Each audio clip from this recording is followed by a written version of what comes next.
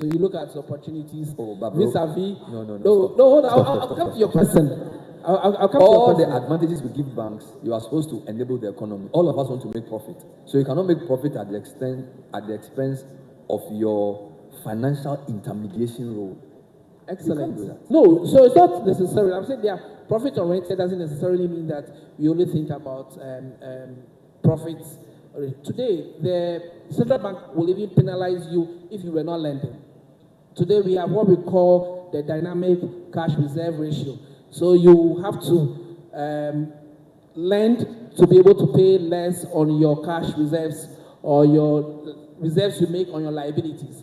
So we are encouraged to go out there to open up opportunities and lend. If I was doing 50, 60% of my deposit in lending, then I pay less in cash reserve ratio.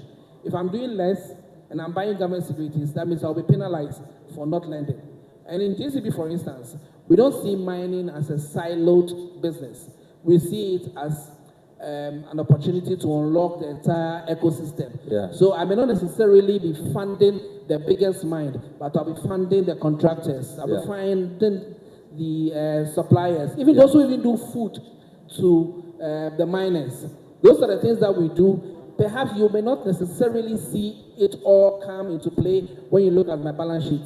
But if you look at the names in the funding book, for instance, I can tell you that some of the big mines in Ghana, I take care of their fuel, I take care of their health, I take care of their contractors, the mining contractors, and I even take care of the staff of the people who work there. Wonderful. So together we see it as an ecosystem, and then we develop it. I may not do maybe $200 million or $300 million in a mine, but I'm funding individual suppliers, contractors, health workers. That together, if you put, you realize that. I have a last question for you. You see how cocoa, there's a syndicated loan that I think there was a year or two that the banks came together to syndicate. With the innovations you see in the mining sector, what the Gold Board is doing, do you see an opportunity for banks to do some syndication around any of the mineral investments? Is this something you guys are talking about? Because you are all small individually, but when you come together, is this something we should be thinking about in the future? Some sort of syndicated, because with Gold Board purchasing of gold before they either sell to the BOG, could you, for example, do a facility for them in advance or something like that, of that nature? No, in fact, the industry, or the banking industry, as you know, it have been very prominent in the Gold Board discussions. I always say that if Gold Board, the amount of gold we are getting from Gold Board is stabilizing our city. Can you imagine if the mining companies were selling 60%, 70% of their gold to Bank of Ghana? What will happen to our city? We'll be rubbing shoulders with the greenback easily. So as an industry, yes, we are looking at a scenario. Today, gold prices are high such that it makes sense for you to come together to invest in there and then get us to extract more and make more returns. We collaborate already in terms of what we do, in terms of the bonds I spoke about earlier. But it's about time we look at how we will collaborate to acquire a mine, invest in a mine or a plant to be able to take it forward. Wonderful. And for me, from where I sit as a nationalistic bank, I'm interested in a local entity owning a mine in Ghana and driving that agenda. This will not only help with employment, it will also help our currency and the economy. Wonderful. Put your hands together for him. This panel is looking at financing the mineral sector, innovation and sovereign leverage. I'm coming to Sule, and I'll end with Dr. Bisukote. I've heard you for the past 10 years say that when we talk about mining, let's not just think about a mine. Let's think about the value chain. Let's think about supply. Let's think about the whole gamut of things. All right. So what is your advice to financial institutions on how they can grow their muscle into owning a mine? You don't start by owning a mine, right? Which parts of the value chain do you think are promising enough for them to start engaging? And then how can they develop that into a full-fledged understanding of the sector so that in a few years they can then say, this is an investment into a new green field? So it's a two-in-one question. So the mic is there. But that's a tough one. But the reality is that the banks are already supporting greatly in the supply chain area. He gave examples of what they have been doing. And we have worked with the Ghana Association of Banks to identify, some banks who can provide some bespoke products for the mining industry. So, yes, within that space of the supply chain, there's certainty. The risk there is not as high as you would find in the exploration segment. And you would find globally, and you can't blame him. Globally, banks don't play in the exploration space, no, because the risk is too high for them. Banks will normally play when there's certainty around the whole business. That you made of exploration, you have the mine starting operation, they come in and provide funding by way of debt, so that the companies can continue to actually run their business. But I also believe that that critical segment of exploration is so critical for the sustainability of our industry. In fact, our industry will tell you that if you are talking real hardcore sustainability, it is exploration. Of course, you talk about ESG and so on and so forth. Because this is a finite industry. If you are mining, effectively what it means is that the resource is getting finished. And therefore, we should have that pipeline of projects coming through. The only way you get this is through exploration. Unfortunately, banks are not actually designed to really go into such ventures. Okay. But I believe what they can do is to be working with MIF or GIF, because we've already seen how MIF and GIF are playing in the space. Unfortunately, again, for us, we wait too long before we come into the space of exploration. Ben, you wouldn't believe it, but the year 2019, our former president at the Ndaba spoke, and he spoke so eloquently. He said, now going forward, what we are going to do is to make sure that late-stage exploration companies would have to, part of ownership to Ghana. Okay. That, for me, was sublime. Unfortunately, after that statement, I don't think we did much. I envisage a situation where Minerals Commission, which is the repository of all exploration data, because exploration companies are required by law to submit the exploration works to Minerals Commission.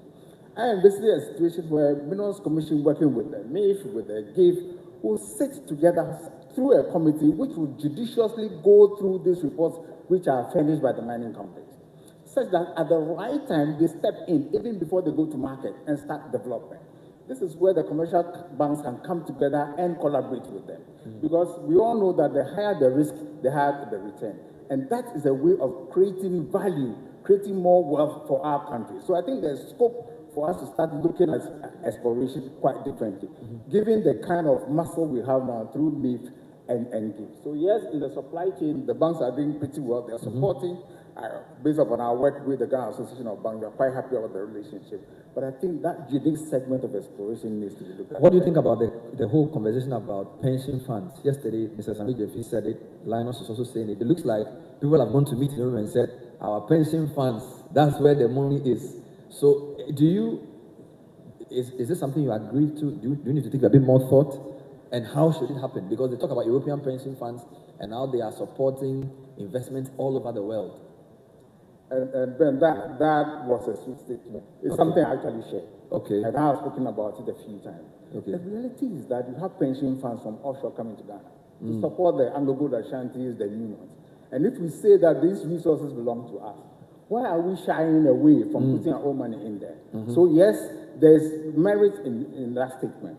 However, we have to be careful which segment of the business we put it in. Wonderful. I would not subscribe to putting pension funds in exploration. It's too risky. Because it's risky. Okay. However, early stage, prior to production, that is where we need to step in and put, even if it's at 5%. Wonderful. Because this belongs to us, so that we can share in the benefit of the mining. Thank you very much. Last question for the panel goes to Dr. Kote. MDF is clear in its mandate, all right? But I was wondering, should they not allow you to invest some of the money? Because you're saying when the money comes, you give half to the chiefs land, and then you sort of look for communities. But don't you think that with the expertise you will be building, you should be able to say, oh, let's also invest this money so that it can generate more. Should we be tempted to think that way? No, I'm just tempting her. Let me lead her into temptation. Yeah, we have the aspect of investment. Okay. MDF can invest, MDF can enter into partnership with any entity, to generate resources so that we can now go back and use some of these resources to develop the communities. Now, I'll go back to what I'll say. You see, we have the small scale mine, but for us, the funding that comes is not so huge that you can actually invest. Should we are not pushing for want to go back to Parliament for a change in the Act, for them to give MDF about 50% of that. Because whether exploration is development and what? So exploration, development, and production. And production. Yes, please. You are in a certain community.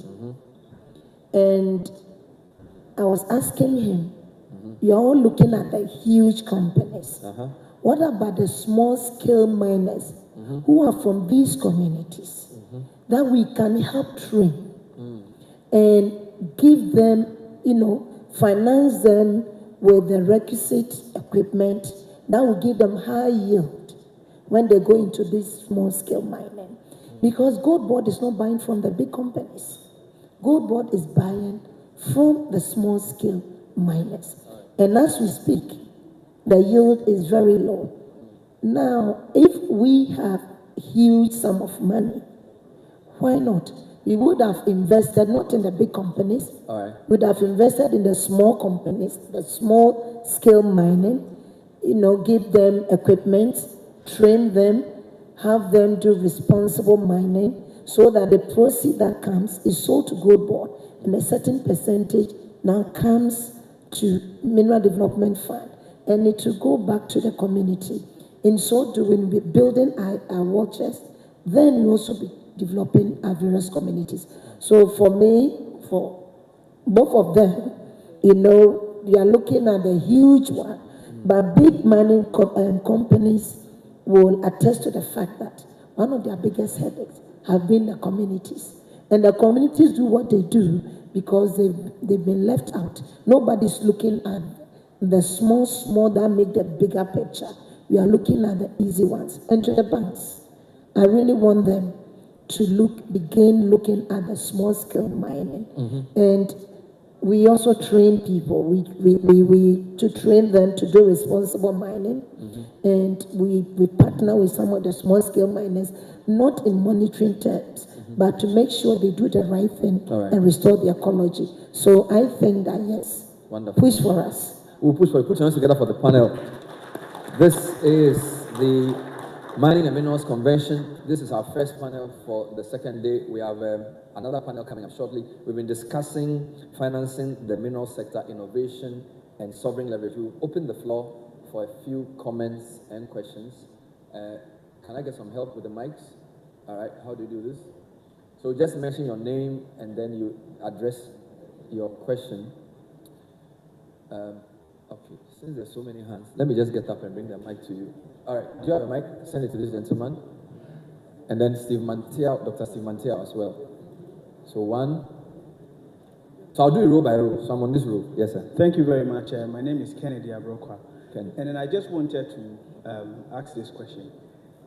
I think that when it comes to the upstream mining, right, there is no doubt that there is capital.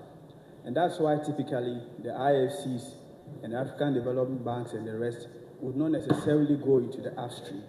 Where they are very interested is the downstream. Yes, sir. And rightly so, because, for you to be the #1 producer of gold in Africa definitely means that there is capital. So the question maybe I want to ask is it that we are mixing it up? Because when you go to Australia and other countries like that, they have junior mines, call it the small-scale miners, who are even listed on the stock exchange. So probably is it that we are mixing the exploration with the large scale with the small scale? Because I think that where we need the support is the small scale, because if you go to the Ghana Stock Exchange now, you will not even find one small scale miner who is listed. Yet we are talking about capital. So maybe the question is, what do we really want to use the capital for? For example, this the pension funds that you are talking about. Is it that they are going to fund the big mines? The big mines, they have the money. But the question is it that they are going to use it to fund the small scale sector and bring them to become junior mines that we can say that Ghana boasts of, let's say, 20 junior mines to formalize the sector. So to the finance team, the finance man and Mr. Connie, I'm just asking that, what do we really want to use the capital for? What are we targeting? Is it that we are boxing them, or we have to delineate them to see exactly where to apply the capital? So, thank you. We'll take 3 questions so that we'll reduce the time. Stay on that area, give it to the lady, and then after that, the gentleman, Dr. Mantiao, you take the mic. Yes. Thank you. My name is Ekuba. Mine isn't a question, but just to support what Dr. Hanabisu said concerning looking at the small-scale sector. Having worked with them for a while, I have seen that in most cases, the problem with responsible mining has to do with technology and financing. Technology is expensive. Doing the right thing also calls for financing. So I believe that as a nation, if we want to move forward, we should consider her submission serious and look at financing them more to get to where we want, and we also reap the positive aspects of environmental sustainability. Thank you, Ekuba. Stay in that area and give the mic to the man wearing the gray shirt. Right, thank you very much. I think the conversation we are having has to do with the mindset of the Ghanaian. The financing we are looking for is right here.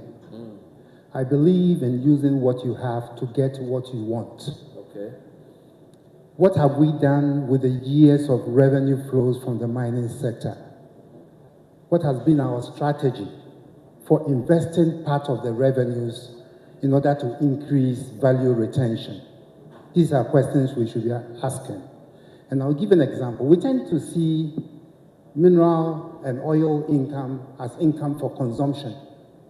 But the uneducated woman at Mokola will tell you, Detre, Yendi, Infasuo, and Yedi. We spend our capital on recurrent expenditure. And I thought we learned the lesson when we moved into the oil sector and mandated that 70% of our oil revenue will go into investments. I thought we would have done that for oil, mining. That gave us that lesson. So we invested as little as $30 million in Kotoka Terminal 3. Today, that investment has yielded over $10 million in profit, in returns. Assuming if you were investing the $1 billion you are getting from mining, how much would that be worth? And if you apply it back into the industry, would you not be increasing your value retention? That's the conversation. We don't seem to have a national strategy for increasing our stake in the mining sector, and that is the problem. Wow, I like that. Put your hands together for him. So, that, I think, let's take more questions. We'll take note of the comments and then we'll respond in our wrap-up because I like what is going on. More hands. So, yes. The man in brown. Yes, sir. Please rise. Yes. Okay. So I'm Dr. Kwabena Mensah from GIADEC. My question to you, Bernard, is that apparently yesterday's discussion came up with the 4 factors. Yeah. But I think they missed a critical one, which is the closure and legacy management from mining. Okay. Because that's where a lot of the problems end up, and that is what we need to pay attention to. These companies, large scale, small scale, should be encouraged to provide livelihood solutions that the communities and the country at large will turn to when the mine is gone. Once we can get funding into these parts of it, there will be a different story to tell. So it's now 5, not 4. Yes, it's 5. So the 5th one is closure. That was a very critical one. But I asked you didn't... Mine closure and then reclamation. You should look at that critically and put some funding into that aspect. MDF, MIF, all these agencies that can you elaborate on that? So when you say closure, like so a mine... When a mine is closing, shutting down after it's been mined after production and it's shutting down, there's what you do, mine closure. You do it sustainably, and then alternative livelihood must start before mining ends and well after the mine has gone. So that we don't have to go towns like Takwa, Pristia. Takwa is still lively, but Pristia, and most of the other places where mine has gone are goes dead. down. Is that something she can do Yeah, with her that's money? what the MDF should be focusing on. Wow, wonderful. That's my suggestion. Thank you, Dr. I call it Dr. Giadek. Let's stay in that area. And by the way, not everything is a question. We like comments and contributions as well. Yes. Good morning. Good morning, sir. My name is Francis Gani. I'm a money support service provider. My question is twofold. I think the first one is just to top up where the first contributor started from. He said, if you go to Australia and elsewhere, you have junior miners that are registered on the stock exchange, and whether we would take you from that and start doing that. The question I want to ask here is, will the MDF join hands with the banks? Linus, your contribution is exciting me so much. Maybe I'll see you after this. So join hands and get this thing on board, that the small-scale miners that maybe they are referring at junior miners can be put to this level so that some of us can also invest in them. Wow. The second thing, in the conversations that we are having, I think Suleimana mentioned the value chain. There is so much in the value chain of mining that we are not tapping into.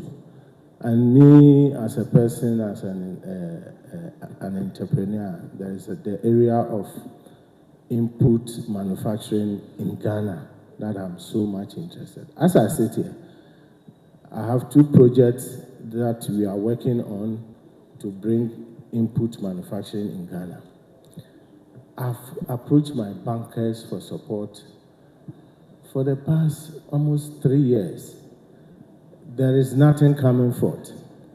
Yesterday, I was in the meeting here sitting down, and one of the banks sent me a small note message. He said, Francis, we are ready to help you if you want to import some manufactured goods from China.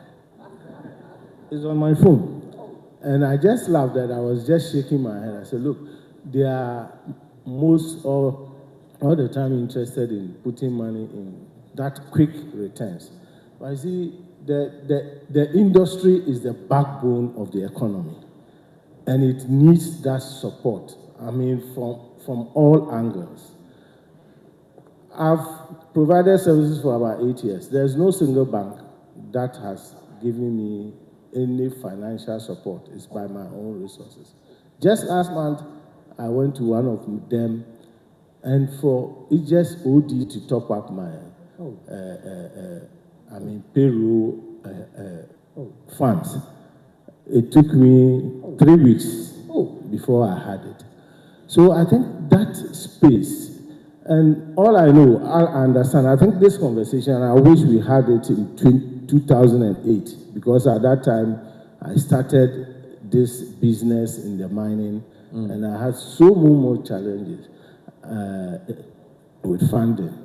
So this conversation around funding, I believe that the banks understanding, the complete understanding of the value chain of the mining operation in the industry and how to step in to support.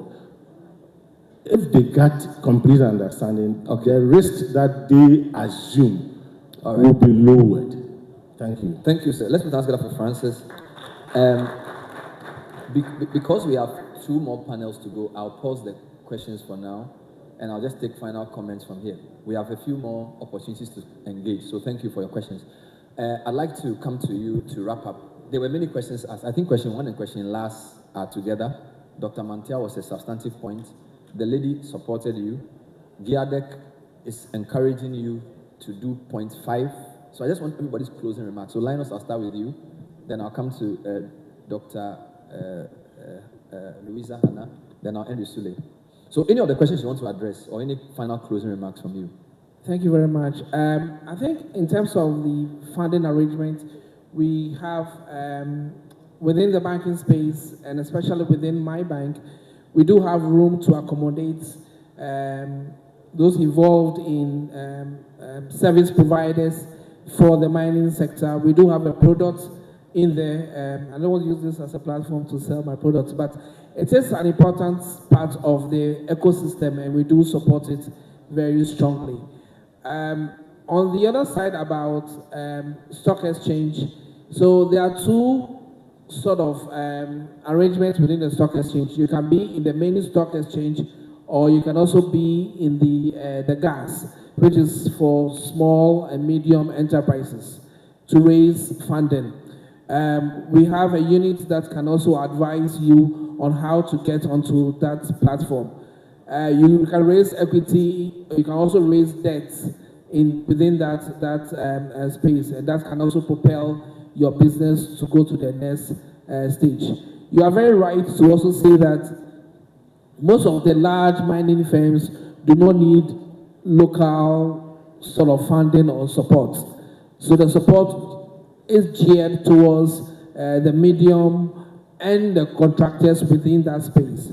And this is what we do as bankers. Maybe I'll pause and let my colleagues.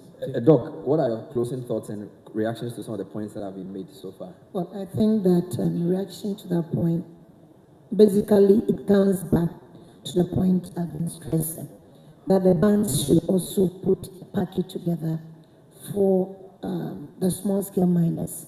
They have the association, some of them, they have their cooperatives, some of them come to MDF seeking for us to link them to possible investors. Of course, as it's been said, the gold that is bought by Gold Board is from small-scale miners.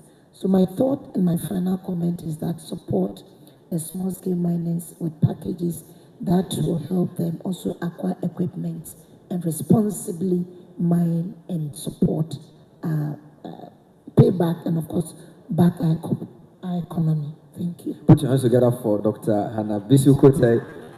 And the final, so you are summarizing everything for us. Dr. Suleiman Okone. Yeah, so yes, indeed, the question was around junior miners. And you remember I spoke about exploration. And practically the junior explorers, the junior miners actually go into exploration big time. Okay. And then once they make a commercial find, they actually flip it to the last day mining company. And that's where they make a lot of money. Okay. So I think as a country, it is something we need to develop. Identify that and see how best we can help them to raise money, especially on the Ghana Stock Exchange. Normally they'll go into what they call alternative investment markets on the various stock exchanges. And I think, thankfully, we also have something similar at the Ghana Stock Exchange. In fact, when I was at the chamber, we had lots of conversations with the Ghana Stock Exchange regarding exploration. I think that is something we need to develop.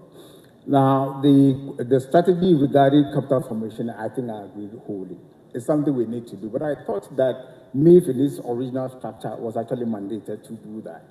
So probably we need to have a conversation how MIF can look into such investments, which will give us great return.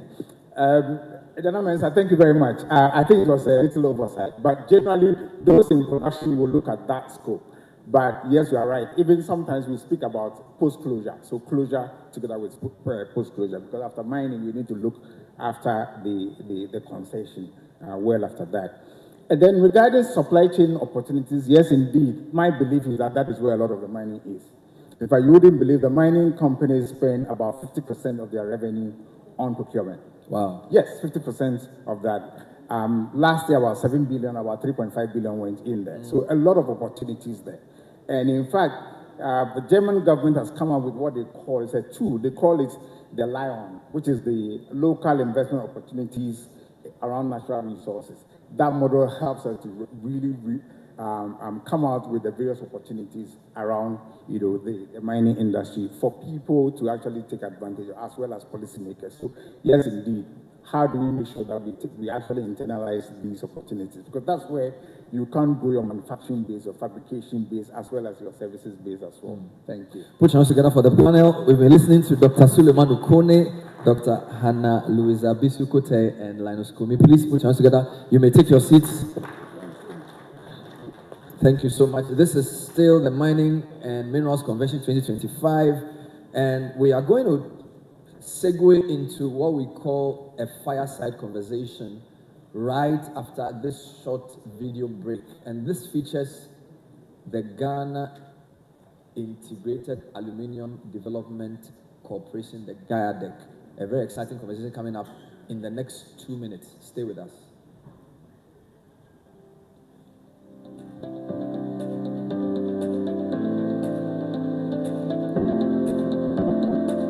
On behalf of Meetings and Exhibitions Limited, I welcome you all to the Mining and Minerals Convention 2025. To our small-scale miners, the government is your partner. Let us work together to make small-scale mining a proud, legal, and environmentally sustainable profession. Since January up to the end of August 2025, small-scale gold exports, working closely with the Bank of Ghana, have hit a record high of 66.7 tons, with an export value of approximately 6.3 billion United States dollars.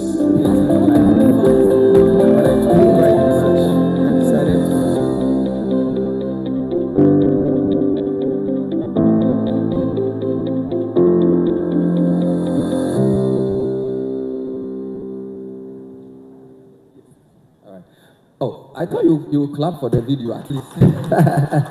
All right. So this is the Mining and Minerals Convention, and we are here at the Kempinski Hotel. We call this a fireside conversation. You know, yesterday we had a round table. There was no table, and it wasn't round. This one today says fireside. There's no fire, and it's actually very cold here. So I don't know where they get these things from. But the conversation centers around Ghana's integrated aluminium ambition. And for those of you who know a bit of history, Kwame Nkrumah's vision essentially led to the start of an aluminium program in Ghana with, of course, Valco, the smelter. But we've not had a refinery ever. And of course, now that bauxite is such a big conversation globally, the GIADEC is becoming a very key component of Ghana's economic development story. So it's my pleasure to bring up stage the CEO of GIADEC, Reindolf Tumesiankra, which wants to get up for Reindolf. Oh, come on, guys. Reindolf, you're welcome. Please have a seat. And this is just half an hour conversation to understand the vision of GIADEC and to get a clear sense of what an integrated aluminium industry means and why we should all be excited about the prospects of that. So I'm very excited about this. So Reindolf, let's talk a bit about GIADEC, all right? So Ghana Integrated Aluminium Development Corporation. Is that what it is? Is it a private company? Is it a public company? Just give me GIADEC 101 before I even ask any question. Bernard, GIADEC is a public corporation. Okay. Set up by the government with a commercial orientation. That is to lead the Ghana Integrated Aluminium Industry Initiative. When I talk about Aluminium Industry Initiative, basically we are talking about adding value to our bauxite so that we have a finished product. For the past years, we have been practicing the system where we export the raw material, which is the bauxite, and then import the finished material, which is the aluminium. The purpose of GIADEC is to ensure that Ghana will become an exporter of the finished product as well, and not just the raw material. So essentially, that is the whole aim of GIADEC in a nutshell. So let me understand this. We mine bauxite, and then we export it raw. And then if we want to produce aluminium in our smelter, we import, what do we import? So you rightly stated that the journey towards having an integrated aluminium industry was championed by our first president under his Volta Project vision. The Volta Project vision was to give Ghana a refinery and a smelter. And based on this initiative, he was able to broker a deal between Kaiser Aluminium and Renault Metals for the construction of the aluminium, that's Valco, what we have today as Valco. What was supposed to be built to have the value chain completed is the refinery. But for some reason, and due to geopolitical politics of the time, it was sited in Jamaica. So we've had a situation where we have the smelter, which is supposed to add value to the alumina, which is the intermediary product, processed bauxite.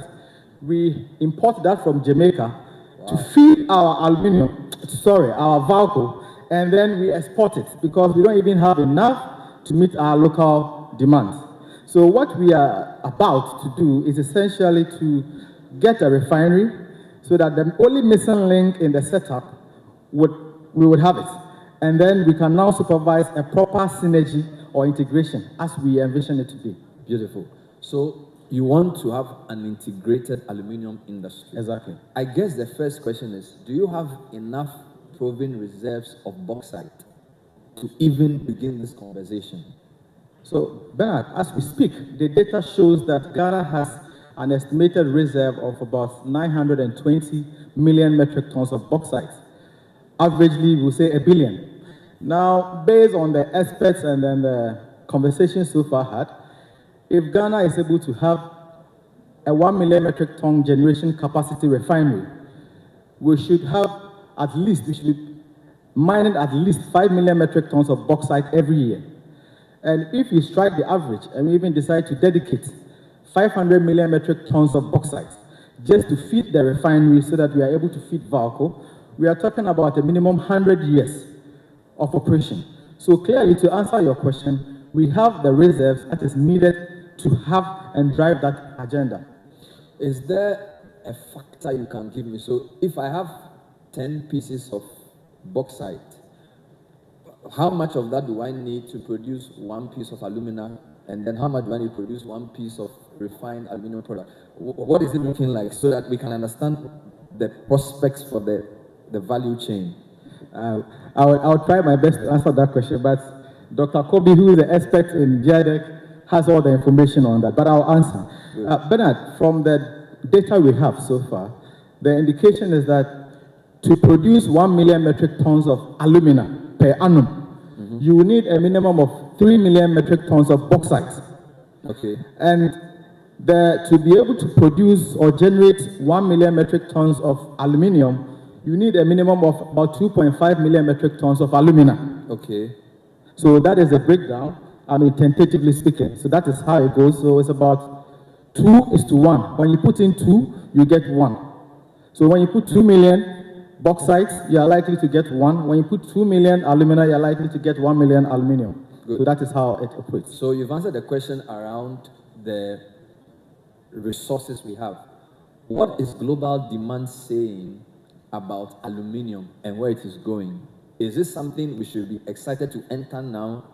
So what I'm asking is global demand projected to rise? Is it going to flatten? Is it going to come down? So that we don't spend all our time doing this and they've changed the thing. Now they are doing something else and they will just return our money. But just to answer, you notice that even the vehicles being manufactured these days are mostly from aluminium. Is it? Yes, some of them are made out of aluminium. Okay. In fact. So that should tell you that there is a global march towards higher demand for aluminium products. And the studies show that by 2030, the demand will surge by a minimum 40%.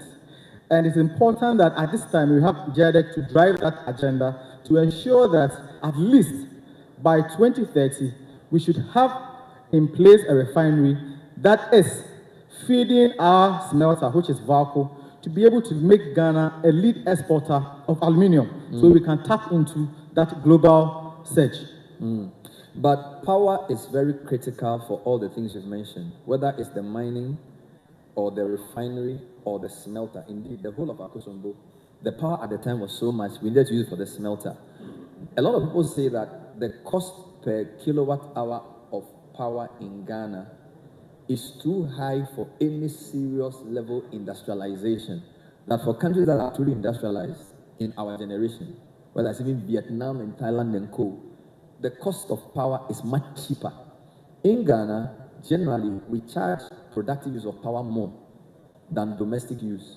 Do you understand? So if I'm using power to watch television, I pay less than the person using power to do something more productive. So what is your view around availability, accessibility, and affordability of power to make this your big GIDEC thing a viable project? So, Bernard, just to answer that, I'll first and foremost refer to your opening statement. As part of the Valco project, government at the time, led by Dr. Kwame Nkrumah, constructed Akosombo Dam. So the sole aim of the dam was to feed the VALCO. It was part of the aluminum industry project. Now, we all depend heavily on the Akosombo Dam for electricity in our homes. So clearly, we don't have enough power to even feed VALCO, not to talk less of a refinery.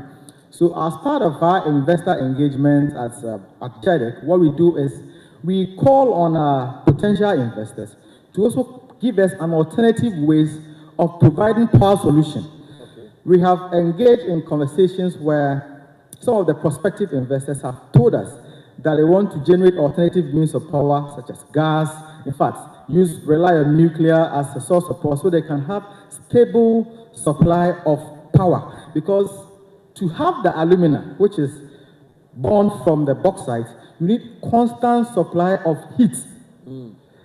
And therefore, it would be wrong, or it would be a wrong projection to rely entirely on Ghana's domestic power supply. So as part of our investor engagement, we have a component which requires the investors to tell us how they intend to generate power. Aside that, JEDEC is also leading an initiative to ensure that at least government is able to, for whatever power it is ready to make available to the investor, give a certain concessionary rate which is lower than the average market price. So these are the things we are looking at doing. And also as part of this, pipelines, gas pipelines were laid all the way from Atuabo to even connect with the mining concessions in Yinehini to make it easier for whoever invests in there to have access to power. So these are some of the initiatives that have been put in place to make sure that investors have the necessary facility to support their investments. All right. Now, please do not see my questions as skepticism. I'm basically putting them within the context of the reality of today. This week, people met PURC, and they were asking for power. They were asking for more tariffs. The electricity company wants 270%, Ghana Water 280%, NETCO 173%. So I'm asking the power affordability question within the context of the cost of power. Now, the other thing that you need, because again, to develop an integrated aluminium industry, a lot of things are outside your purview. So for example, you need railways, rail lines. Bauxite has to be transported, and I don't think you're going to transport that on a road. You probably need so you need a couple of things. You need a rail, you need a good port, and there's a connection. Ghana's railway industry, as far as I know, is not that well developed.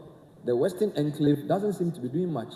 The Teman-Pakadan, I don't know if there's any coach on it yet. So are you not jumping the gun with this talk about JEDEC when we haven't dealt with the basics like rail infrastructure, efficient ports, and the rest of it? So, Bernard, thank you for that question. It's very instructive and gives us the opportunity to delve into what really we need as a support for this agenda. Now, rail is very key to whatever it is we want to do, because we do not have the roads to sustain haulage of bauxite beyond a certain quantity. And if you are not able to haul bauxite beyond a certain quantity, the revenue that you generate is nothing to write home about. So as part of our engagement, we have now decided to incorporate rail as part of the proposals we make. Because what we seek to do at JEDEC is to leverage the bauxite. We want to shift from the system where we previously would give the concession to an investor, go sit, fold our arms, and then wait for royalty payments and then taxes. We want to be a part and parcel of whatever is being done.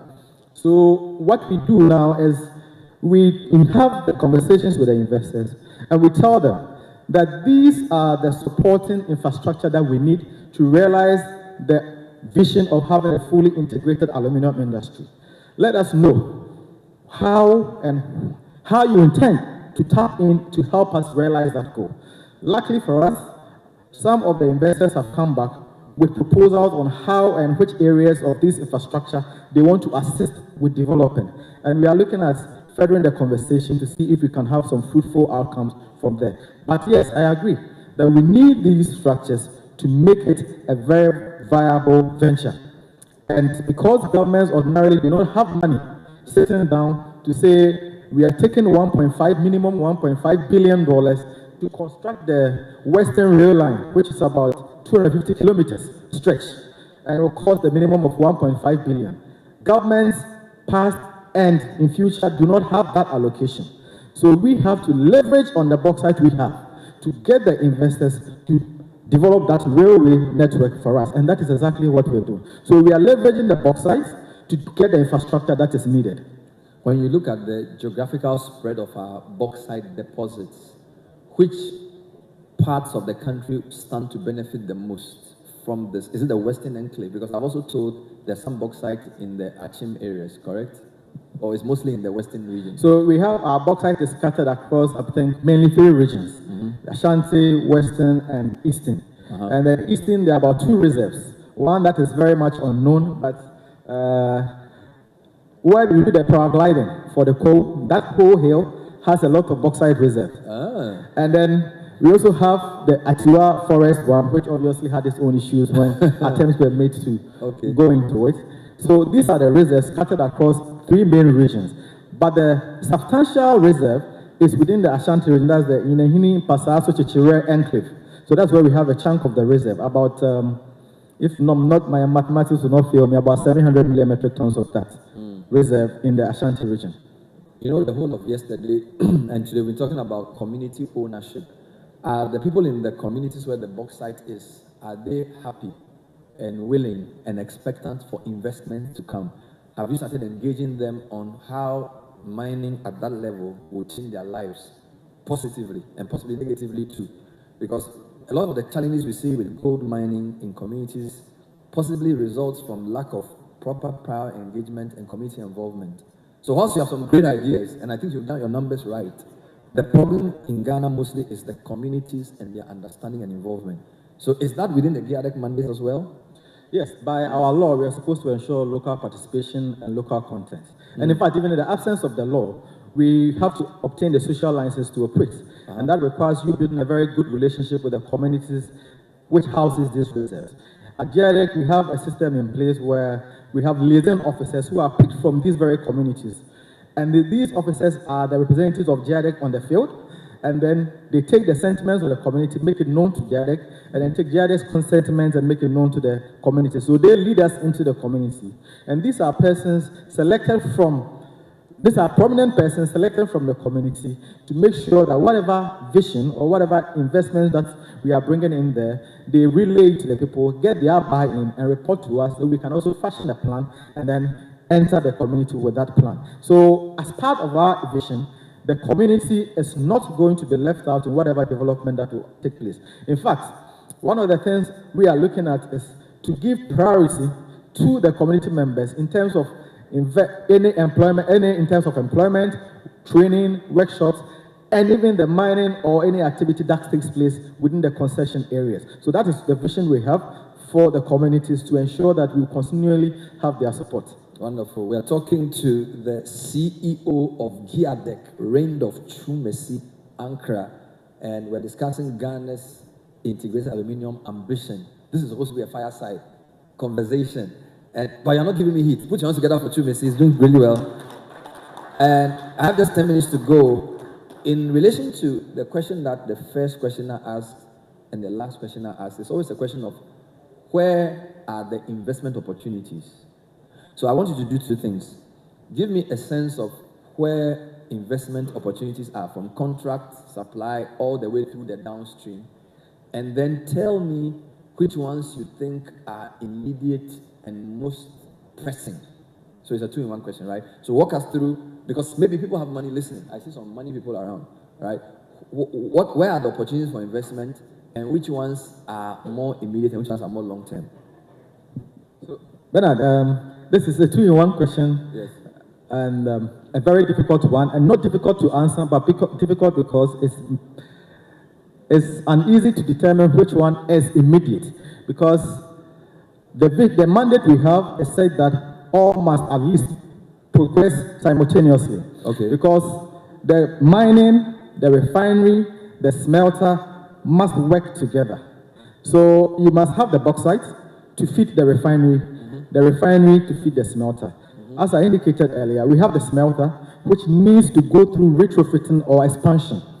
That is one of the lowest hanging fruits we have now, because the smelter already exists. Okay. And we have received the necessary governmental approval to look for investment, and that will require, of course, the port lines being expanded, and other technical expertise and other things coming in to make sure that Valco, which is now producing at a capacity of about 40,000 per annum, will be able to produce at least 200,000 metric tons of aluminum per annum. So that is an immediate investment that we are looking at least in the absence of the alumina, they can continue doing the exports at least to increase their production to be able to meet local demand as well as the foreign demand. And also we are looking at the refinery, which is a very strategic investment, but it's quite capital intensive.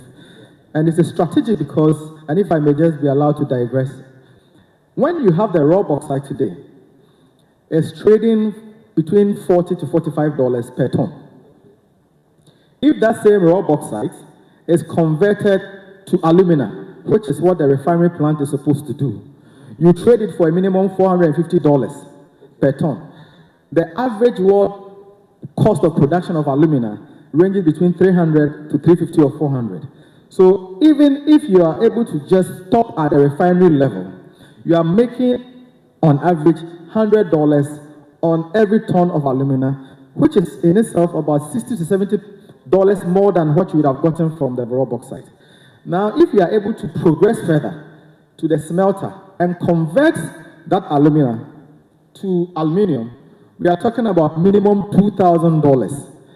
The average world market cost of production for aluminium hovers around $1,100 to $1,300. And when I talk of cost of production, I'm talking about the cost of buying the raw material, the cost of personnel, the cost of technology, and everything that goes into generating the raw material. So clearly, when you take out the $1,500 or $1,600 cost of production, you still have about $500 more to save on your investment, which is in itself over 400% more than the amount you make from the sale of a ton of bauxite. And that is why we consider that the entire chain is crucial and that we cannot pick phase 1 or phase 2 or phase 3 as the most attractive or most crucial for you to invest in.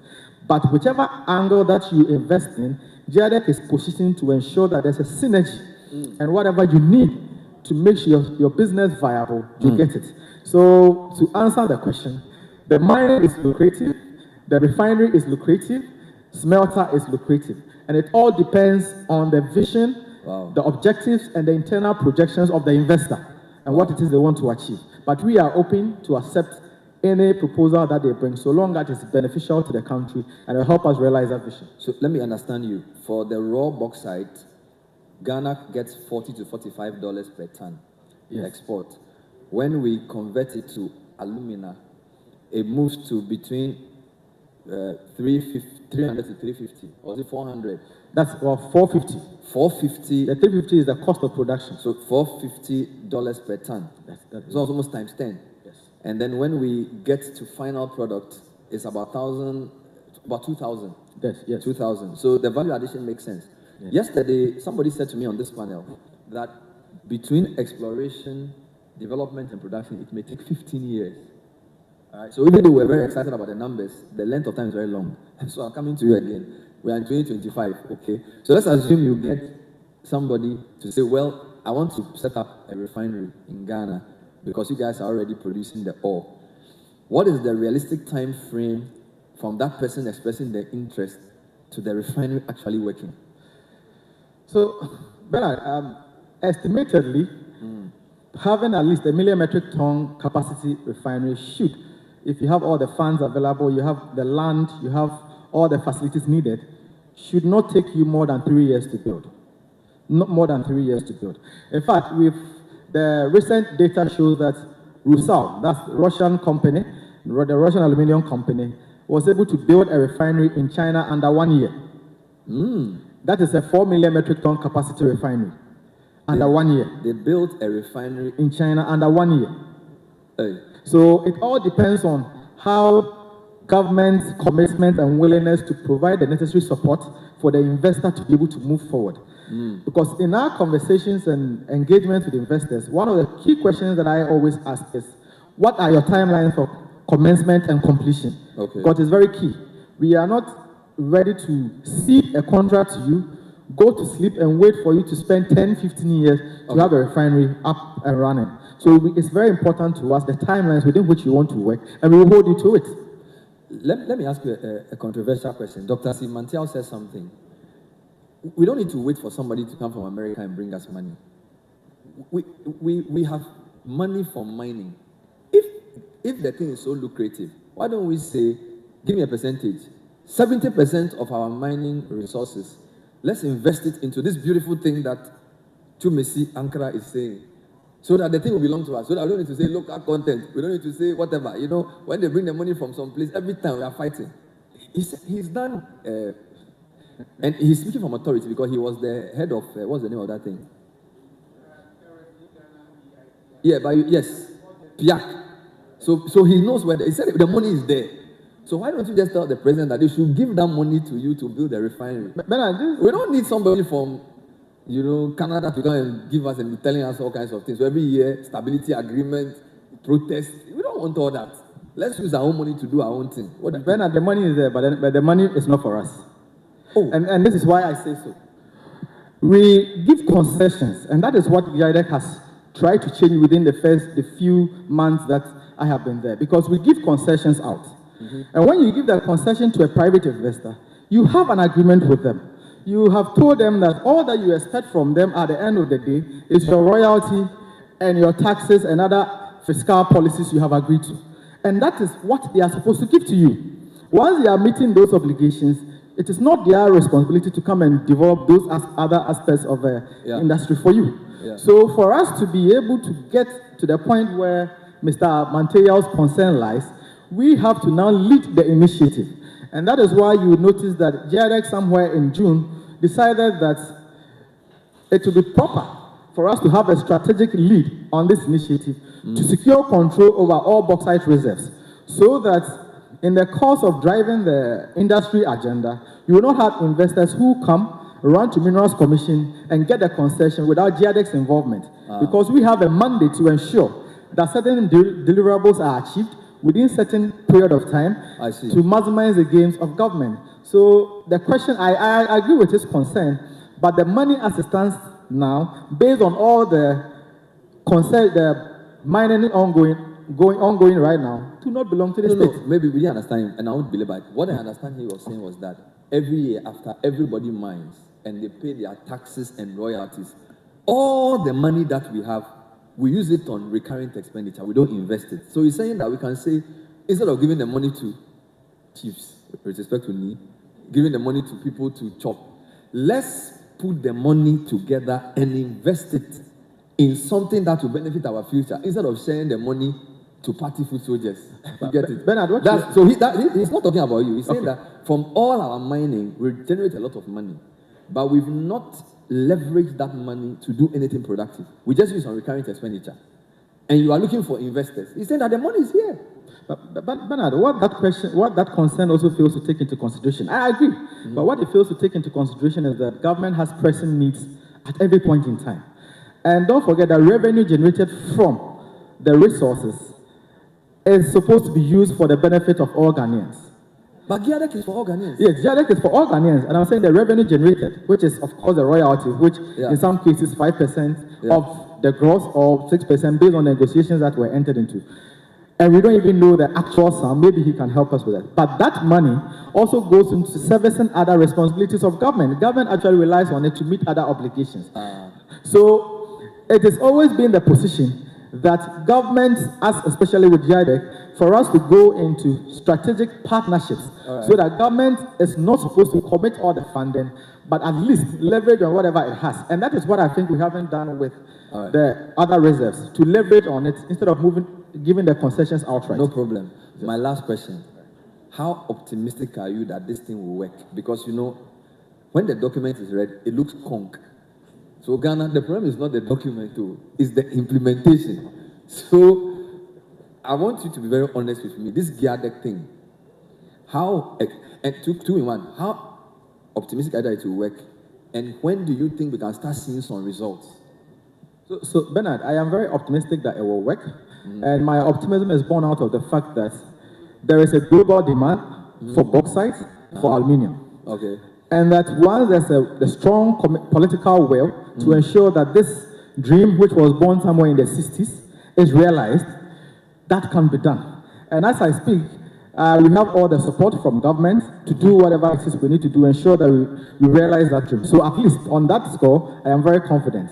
We've also had investor engagements and received several proposals, had several conversations.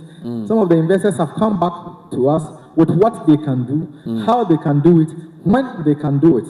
And we have received the requisite approval to set up a team to evaluate these proposals and select one person or one investor who is able to bring this into reality. So I am very confident that with the kind of proposals that we have received and the kind of commitment shown, that will come into reality. We are praying for you and we are supporting you that it will work. Put your hands together for Chumesi Ankra, who is the CEO of the GIADEC. Thank you very much, Chumesi. Great talking to you. And please take your seat. Would like to, where's Pakwesi? Would like to take a break. So Pakwesi, please come and help me. We have a short, is it snack break? Coffee, tea, cocoa. Wonderful. So Pakwesi.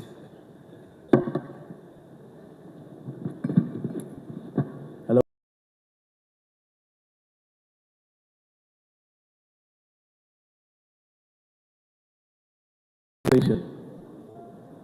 Okay, we want to take a breather by way of the coffee break for just 10 minutes. When we come back, there is more. But before we do that, if you recall, earlier when we were having that wonderful conversation around football, we had Royalty, who introduced himself as a former coach, but we want to mention his name properly. Forgive me if I skip or mistake some of them. Nene Simpi Afedi Katamanso Oyila Beye the first, the Yahweh Blacker of Doyemu Dodowa. Please put your hands together for him. Indeed, he's been with us right from the start up to now. Also seated very close to him is Barry Makofi Bio II from Achim Kobreso in the Eastern region, in the Asamankesi area. He's also in our company this morning. Please put your hands together for him. Okay. Yesterday, you failed us. I mean, when we asked you to go, you went and you didn't come. Today, let's be better stewards of time. So in 10 minutes, we'll all be back. We'll meet again. Bye-bye.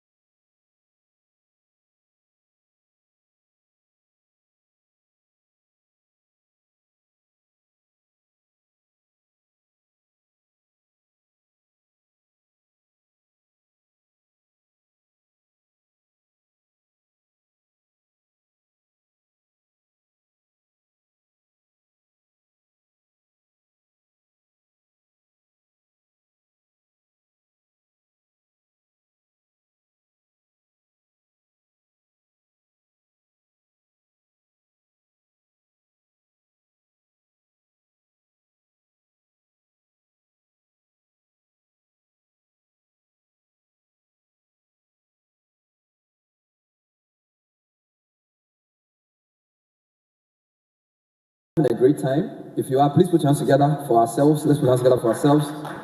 Welcome back. We're trying hard to make judicious use of the time, and therefore this is our final panel for the day. When we come back from lunch, it's more summaries and the way forward. Wonderful. Now, if we do this well, lunch will be quick. It's hot. So I want you to cooperate with me, help me to do this panel and make it exciting. So I'm going to bring up 4 distinguished people to tackle the subject: digital gold, blockchain, traceability, and fintech disruption. Please put the video off. All right, so I'd like to invite first the Deputy Director, Fintech and Innovation Office, Bank of Ghana, Mr. Oreku Asare. Put your hands together for him. Please pick one of the white seats. Thank you, sir. We heard his speech earlier on, and we're privileged and grateful he stayed for the program. I'd like to also invite Nana Bekui Kranting, who's the founder of Orum Africa. Let's put our hands up for Nana. Thank you, Nana. We also have the Managing Associate, Robert Smith Law Group, Adjoa Pentil Esquire. Oh, why are you not clapping? We're also supposed to have Richard Numnekbeku. I don't know if I've seen him. Is Richard here? Is he here or he's gone home? Okay. If he's outside, tell him we've mentioned his name. Or if you have his number, tell him that he's wanted somewhere. Okay. So Richard is supposed to be the Deputy CEO of the Gold Board. Now, what are we trying to discuss? If you listen carefully to the speech by Oreku, he spoke about digital gold. Digital gold. And I feel like it's a very important area we have to discuss. So this is my premise. Gold is old. Digital is new. How do we merge the two? I'm going to show you a short video that sort of puts that in context. Then I'm going to talk to the panel about how we can use technology, traceability, and fintech to build this wonderful product called digital gold. So please play the gold video, which is just a minute long. Thank you.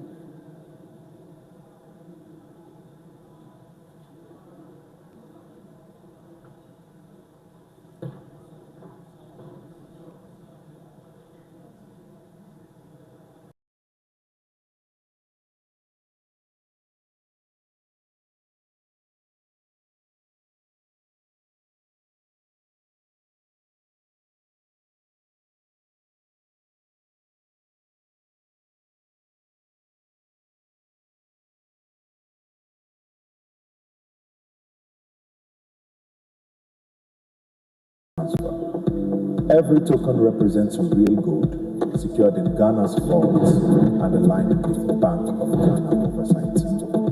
With as little as 150 cedis, 17,000 naira, or 10 pounds, anyone can own gold. Africa, people face the same challenge. Currencies lose value, prices rise, and money no longer holds its power. But gold endures. Traditionally, gold required large sums and physical handling. Now, Are RJ Africa makes it simple through an app as easy as sending a Momo transfer. Every token represents some real gold secured in Ghana's vaults and aligned with the Bank of Ghana oversight. With as little as 150 cedis, 17,000 naira, or 10 pounds, anyone can own gold. And when you need cash, you can liquidate instantly. RJ Africa partners with Ghana's SEC and the Bank of Ghana.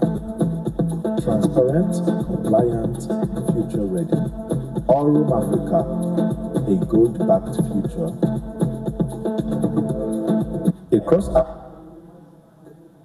Hello, all right. So apologies for, I think there was a mix in the video, but we have 4 very intelligent people here, and you're going to help me. You're going to just find out what this whole digital gold, blockchain, traceability, all this whole thing is about. All right, so thank you, panel members. It's always good to know who the panelists and what they do. All right, so Richard, who are you and what do you do in 30 seconds? Hi, good afternoon to everyone. My name is Richard Unekweku, Deputy CEO of Gold Board. Wonderful. And Ajua Pencil, Esquire, you sound like a lawyer. I am a lawyer, actually. Okay. Good afternoon. My name is Ajua Pencil. I'm the Managing Associate of Robert Smith Law Group. I think that would be all. Wonderful. And then Nana Bequin Granting. That's correct. Tell me more about what you do. Founder of Aram Africa, trying to redistribute wealth back to Africa through gold. Basically that. Okay. I like the smile on your face. All right, I'll come back to you. And then Oreku. Sound. Hello? I guess I have already gone through that introduction level, but let me do that again. My name is Oreku Asari. I'm with the FinTech Innovation Office of the Bank of Ghana. Good. Is digital gold legal? Before we even start the discussion. So if it's not legal, then we just close and go home, because we've seen some gold things that didn't end well in Ghana before. So particularly when you hear things like Orum, Orum Telum and things. So is it legal? Digital gold is just digital representation of the physical gold, right? So it depends on the legalities. I'm sure my dear lawyer lady will get into those details. Okay. It comes into play as to what, because you are storing value in the digital version, right? Because if you look at the gold bars that we saw in the video, I could decide that, look, I just want a digital version of those gold bars. Okay, that is secured on my phone. Somebody else will have the stress of vaulting it for me. Okay. So it depends on if you are using it as a store of value, of course. There are no qualms around it. So it is legal. Can somebody give me a brief history of digital gold? Is it available in the whole world? It's just in Ghana? And when did people start talking about digital gold? Because we've been mining gold since 18 something. Right? So when did somebody get a smart idea that will digitalize it? If that is what it means. Orum. Okay, so let me give us a brief introduction of what digitalization and tokenization actually means. Correct. Right. We are looking at real-world assets that we are representing digitally. Right. There's currently a hotel in Dubai right now that has been tokenized. You see, a physical hotel. So it's not even only gold we are looking at. We are looking at real-world assets being represented digitally. Do you see that? Imagine a hotel building. Right now, when somebody wants to build a hotel in East Legon or Cantonment, they'll tell you bring $10 million investment. But imagine if that $10 million investment is fractionized and say everybody should bring $10. We break that $10 million investment into small fractions where everybody can buy $10 worth of that huge asset. When the profit comes, they divide it in that particular fraction, right? And we are putting that building on a blockchain. That is basically what we are looking at, and we are bringing it to the gold world. And it is something that is there. It's something that countries all over Africa are looking at. It's countries all over the world are looking at. So it's not anything new. I think since 2016? Yeah, 2020 actually. 2020 actually, yeah. So it's nothing new. Lawyer, is it legal? Yes. It's legal. And let me just provide. I see you are really concerned about the Very. Okay, so first and foremost, when Ghana passed the Payment Systems and Services Act, one of the mandates of BOG was to promote financial inclusion. What does this mean? It means that we have to make financial investments and cash such that the old woman in Udumasi can decide that, oh, today I want to invest. Okay. And it has to be accessible to her. It shouldn't be just something that lies in the purview of the rich and the elite. And under that, the BOG then came up with the FinTech Office, the FinTech Innovation Office. Then they came up with a regulatory sandbox. And one of the things about the regulatory sandbox is that it's looking at non-traditional ways to raise revenue, non-traditional ways to expand financial services. So for instance, with digital gold, it is more or less an investment opportunity. This is a financial service that traditionally would be offered by the banks, the Ghana Stock Exchange, and a few companies, hedge funds. But because we are looking at financial inclusion, And the Bank of Ghana has the mandate to say that we want to move traditional banking beyond what we know. Then we are looking at digital forms that everybody can participate in. So to that extent, yes, I would say that it's legal. So this panel's job is to explore how Ghana can lead Africa in digital gold and traceability. All right. So the next question is, what's the link between digital gold and traceability?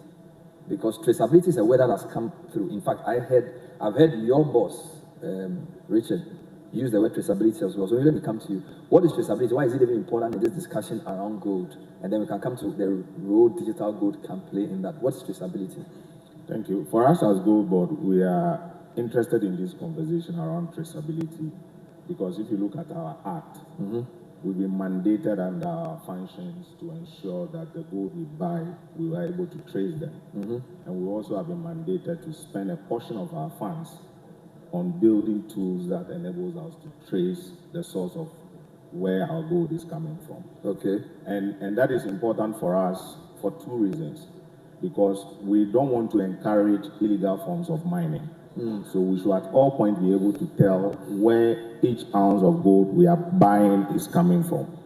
And that can only be done where we have an enhanced traceability models and systems that enable us to trace the gold from miners through our licensed buyers all the way to us as Gold Board.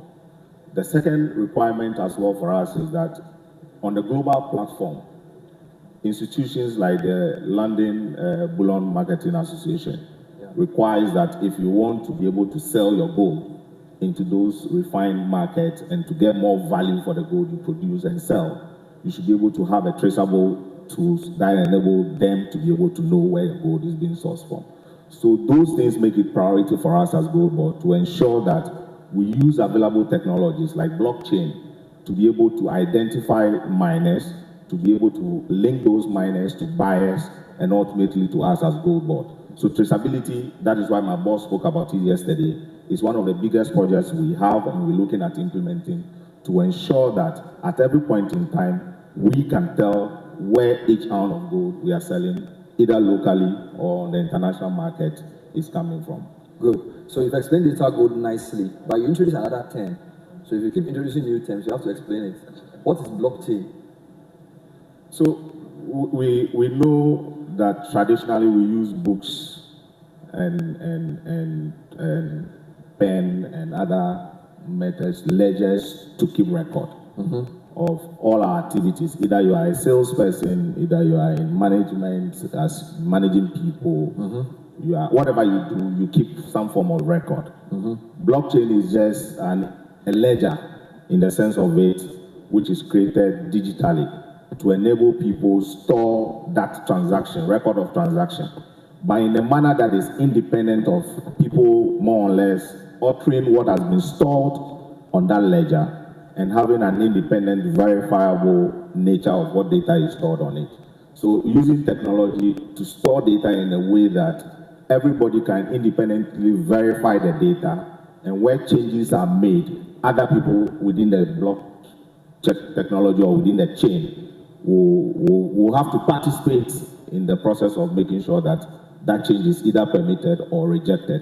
It gives ultimately a data that can be verified, a data that can be trusted, and a data that is useful for all the people that will be within the value chain of that data. Or we want to add something to that?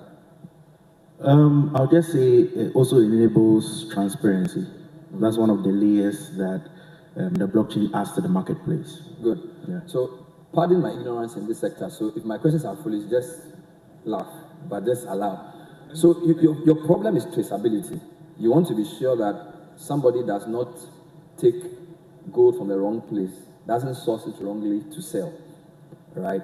How does digital gold solve a traceability problem? Because I'm thinking you're looking for physical gold, right? So if I am going to buy gold from a smuggler and I'm going to use it to do something bad, how does the concept of digitalization address what essentially is a logistics problem? I think the two concepts are different. Okay. But at the tail end, they converge. All right. Now, the difference is that digital gold is technically gold in physical form represented in an electronic form. Correct. But ultimately, there should be a purchase of a physical gold to back that transaction. Correct. So like voting services that Redu spoke about. So whilst we have platforms that are enabling people to buy gold on a digital portal, somebody should be buying physical gold, putting in a vote somewhere, either at Bank of Ghana or any institution that is licensed to become a depository, which is supposed to be backing those transactions. Because ultimately, it's technically about buying gold and storing it. Okay. So if I buy online, for instance, 10,000 Ghana cedis worth of gold, I should expect that physical gold is being deposited somewhere, representing that 10,000 Ghana cedis of gold that I bought. It is in that process that we are also interested in the issues of traceability. I see. Because ultimately, somebody must buy the physical gold for depositing in any institution or with anybody that the Bank of Ghana or SEC will mandate as a depository for online transactions in respect of digital gold. Yeah. Any points to add there? Okay, so just I always prefer to start from the known to the unknown, right? Good. So if we situate it into the use of cash and digitizing transactions, that's like with a lot of AML tools, there's a lot of focus on how to crack down the use of cash or movement of cash. But the moment transactions are done digitally, it's much easier to trace it. So the essence of, or the reason why it is more easier to trace is because there's a technology, blockchain. Okay. So it makes it, blockchain is one of the DLT, distributed ledger technologies. So it creates that level of openness. So I think in the morning I highlighted that right when somebody mines an ounce of gold, and that gold is registered on a ledger, a DLT, right? We can trace it all the way to Hong Kong because of the blockchain technology. So that is how we need to situate it, because you know how these cartels, they move, the cocaine cartels, they move cash. But they know when you use digital means to transfer, it's easier to trace. So when you situate it into gold, the same trace as gold, moving a gold bar from Accra to Hong Kong, you may not, if somebody can, it can actually find it rolled in a manhole somewhere. But the blockchain just gives you that level of ability to trace it all the way. So are we looking to say that for every ounce of gold mined, there will be a digital representation of it? So that if the physical gold is moving, the digital representation must also, in a sense, be known to have moved. Okay, so it's more of, you know, I talked about storing the real value, which is a voting. So Nana gave a very good example. The gold will be tokenized. Maybe we can decide that every gram will have one token. Just trying to match it, okay? To say that this bar is how many grams? Maybe 20 grams. So we have 20 tokens related to that gram. Those tokens are on the blockchain. So we can take a decision. Okay, and this is also an opportunity for a lot of investors to get into. Can we have a voting entity? Bank of Ghana has that, I'm sure some banks can. It's just like custody. Businesses that the banks are involved in today for our pension funds and the likes. So if you have the ability to hold the physical gold in a vault, so you at any point in time, you're looking at matching. So you've been able to mine 2,000 grams of gold. You then mint, assuming that you have 1 gram to 1 token, you then mint 2,000 tokens. That represents the gold that is in the vault. Correct. So constantly, there's an audit that is ensuring that the tokens that you have on the blockchain has a physical backing. Correct. Go back to mobile money. And I always prefer relating real life situations to what we are talking about. Go back to mobile money. At a point, it was cash. And then we said that let's digitize the cash into e-money. So you give your cash in exchange for e-money. So the same principle. So any value that is in circulation, which is represented in tokens, has a strong backing in the vote. So that's what it means. And we are just using gold as an example of real world assets. Stay with me. I like what you are saying. So are we actually doing this, or is something we are hoping to do? Okay, and this is where my regulator comes from. As we speak, there's a virtual asset service providers bill that covers all this, that is being submitted. Actually, we are going through the process. If you go to our website, you see the roadmap to make sure that virtual assets, the reason why it's virtual is because an asset that is virtualized, being digitized, is going to come to being. That whole process. So service providers, like the like of Nana and my dear sister and anybody that's in that space, will then have the ability to seek license. My response to whether digital gold is legal, I answered in a very different way as compared to what my peers answered. We then have the ability to permit entities to leverage on technology to then mint tokens to represent real-world assets. And by the way, we are doing this together with SEC because there's an element of investment and there's an element of using those tokens for transactions. So the central bank will look at the monetary part of it, that's facilitating transactions with tokens, and then SEC will also look at the investment part of it. Lawyer, have you seen this virtual asset and something bill? If you've seen it, is it on all fours? Or let me be blunt, what must a bill like that look at to ensure that there's a fair playing field? What are some of the considerations around a law like that?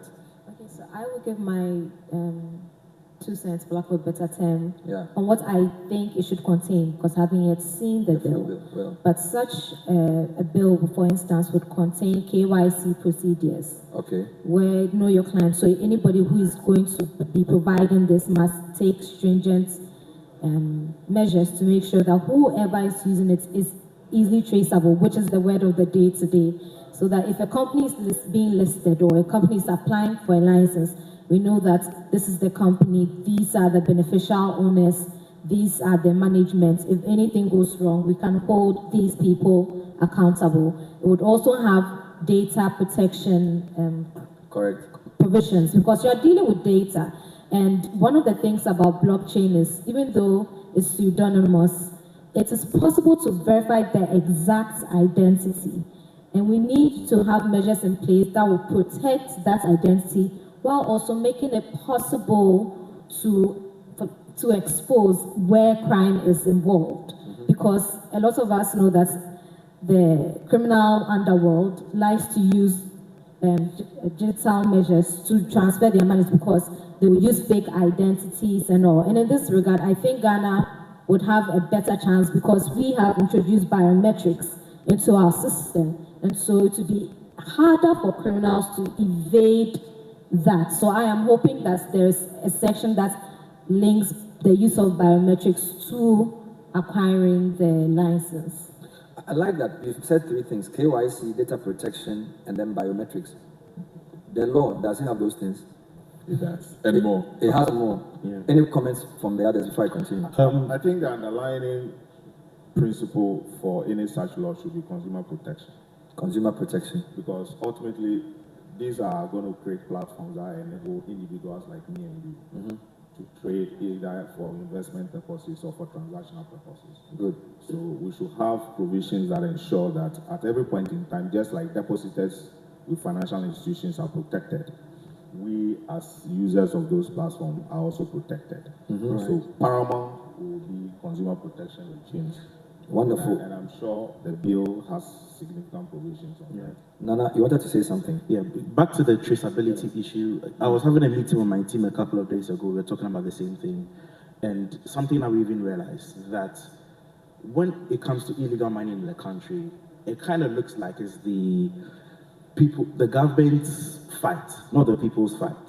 But when the local people have a stake in the gold, like somebody sitting at the market knows that she has about maybe 5,000 Ghana cedis worth of gold on her wallet, And as the government is going through the right measures to protect the gold, it's her fight too. She's not going to turn a blind eye to watch somebody smuggle the gold or even assist. Because in her understanding, she knows that this is also my gold. But currently, gold is just for the big players, right? But when some of these systems come into materialization, we can then understand that every single person has a stake in the nation's gold. That's what we are looking at. One of the, okay, yes. Yes, Oh, and to if you want to clap, yeah. To add to what he's saying, digital gold as it's being practiced so far, I'm using the example of India, UAE, even our neighbor with a lot of countries in between, Zimbabwe, they have verified sellers. So it is not just anybody logging onto the system to sell the gold. They have verified partners that they work with. And one of the things that digital gold would do is that when we have verified partners, it makes it harder for black markets to thrive because you're looking at your profit margins. If your profit margin would be higher when verified, then cause and effect. The black markets will start reducing because they are also in it for profits as well. So that is one of the other issues that I One of the big across. issues, and thank you for this, one of the big issues that we've discussed over the past couple of days is how do we get small-scale miners access to finance, and how do we get small-scale miners to integrate into formal markets? The thing people are talking about, will it help small-scale miners? And if it will, in what way? Because I think the main question is, I think earlier on somebody said, look, the upstream, they have a lot of finance, and they're already formalized, we know them. It's the small-scale guys who are struggling to attract finance. And I think they are the ones you regulate as well. In what way will this conversation around digital gold and tokenization help these small-scale miners to get money and also to be more formalized? For us, this conversation is about the consumer angle of trading in gold. Okay. We, at the moment, do not regulate the consumer angle, so individuals cannot walk to us to buy gold. We sell to institutions and entities. But however, these conversations and implementation will help more or less mobilize funding or aggregate more demand for the gold that small-scale miners are supposed to produce. And ultimately, it will help make available funding in various ways. So one of it is, like I said earlier, the ultimate goal for any digital gold trading platform will be to buy physical gold and store in a certain vault. What it means is that over a period, we'll have a lot of gold that is stored in a physical vault in anticipation of people redeeming their digital gold purchases over a period. What that provides is that it provides a certain level of capital that can be leveraged to raise funding to support small-scale miners so that they can produce more gold for more people who are making purchases on those platforms to have corresponding physical gold stored in vaults. So additionally, for instance, some of the initiatives that we are taking as Gold Board, as announced by my CEO yesterday, which is a mining support program, is looking at bringing in partnerships from banks, from investors, who will help formalize some of these small-scale miners by providing them the necessary equipment and tools and support geological services to be able to mine responsibly and also be able to make those gold available either for the international market or to support some of the initiatives like the digital gold trading platforms. So ultimately, yes, it's a platform that allows people to purchase gold individually, but the aggregate effect of what the platform can accumulate over a period can be very important too for us to leverage to drive further funding for small-scale miners. Do you see Ghana becoming the leader in digital gold? Yesterday again, Ghana is the leading producer of gold in Africa, with overtaking South Africa, 4.8 million metric tons. Number two, small-scale gold is now more than large-scale gold. So clearly, something is happening in Ghana which is spreading. You've mentioned Zimbabwe. Does this happen in any other country in Africa? And what advantage can the country get if it's known as like a digital gold hub? Does it bring us anything? For now, it's just Zimbabwe in Africa, actually. Only Zimbabwe? Yes, I believe so. And if Ghana joins the trend, I think that it has the potential of making Ghana the lead country for digital gold. I say this because Zimbabwe has the right technology, yes, but they don't have certain advantages that Ghana has. Okay. For instance, I earlier mentioned our ability to incorporate biometrics into our payment systems. It might seem small, but that goes a long way in ethical sourcing and in traceability. It is much easier to trace a wallet that is in Accra than it would be in other countries, because at least we can be certain that with a certain level of biometrics, you would be able to use DNA. Your DNA would be there. Right. Whether it's in your face, whether it's in your thumbprints, something would be there to say it belongs to this particular person. Right. And also, as we say, Ghana is the pathway to Africa. I believe that we are uniquely placed to attract foreign investments. I think it was about a month or two ago that our president went to Japan. And one of the things he highlighted was that the African Free Trade Union agreements, the secretariat is here. That puts us also in a unique market vantage point, so that we are able to attract investors not just from outside Africa, but within. We have a certain network within to ensure that we are placed at the forefront. Wonderful. I think the big elephant in the room is public skepticism. And I don't like going back to men's gold, but if you look at the way it was such a big advertised opportunity in gold, right, and the word token was used. In fact, the name of your company, Orum, was also used in some conversation around, not the company, but like they were saying, you have some token called Orum something. A lot of people in the world will say, oh, this is another scam. All right, so how are you going? I mean, it's taken me 30 minutes to understand this whole thing on the panel. So good luck with the rest of the world. How are you going to, how do we demystify this to the public? Because it seems like a good thing. Because inevitably it will lead to traceability, anti-money laundering issues. There's a lot of positives in it, right? It can help people create wealth as well. But I feel like the public lack of understanding and then public skepticism is going to be a major problem. Oriku, what are you going to do? Okay, so today, the Bank of Ghana has gold coins, right? That is selling through the branches. So even if it's step back without the private sector minting tokens to represent gold, obviously you need a signal to the market. So as I highlighted earlier in my speech, the central bank is actually leading the way by tokenizing its own gold coins. So instead of you, Bernard, you go to your bank, Bank A, to buy an ounce of gold, which is currently around $3,000 plus dollars. If you convert to cedis, it's at 44,000 cedis, right, or plus. You pick, there are two options. You pick that gold coin that is in a case. You take it home, or to save it, or you allow the bank to provide custodial services for you. So what we are trying to do is to then digitize that gold coin that you, Bernard, you could have taken physically home or decide to leave it with the bank. So when the Bank of Ghana come out and signal the market to say that our gold coin is now being tokenized. And the reason why we are so passionate about tokenization, and I just want to also add on a bit on the response from Richard, the access to finance for the small scale miners, right? If today, there are two things. On the consumer side, you need a minimum of, today using the rates, 44,000 to own an ounce of gold. There's quarter ounce, there's a half ounce in different amounts.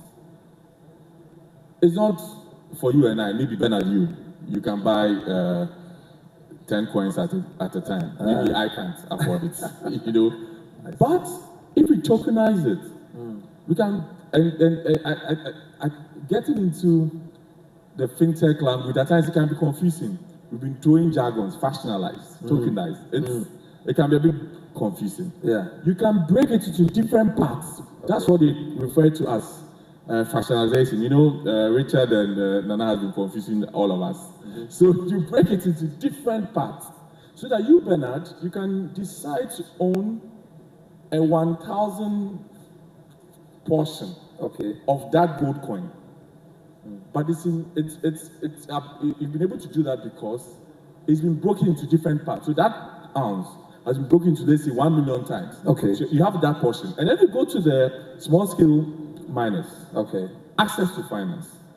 If what they are selling or in that value chain they are pushing through is digitized, every movement of that token, there's a record.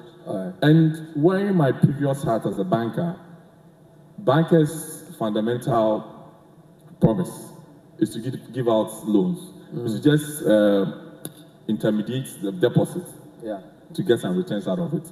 But we need to ensure that you have the ability to pay back.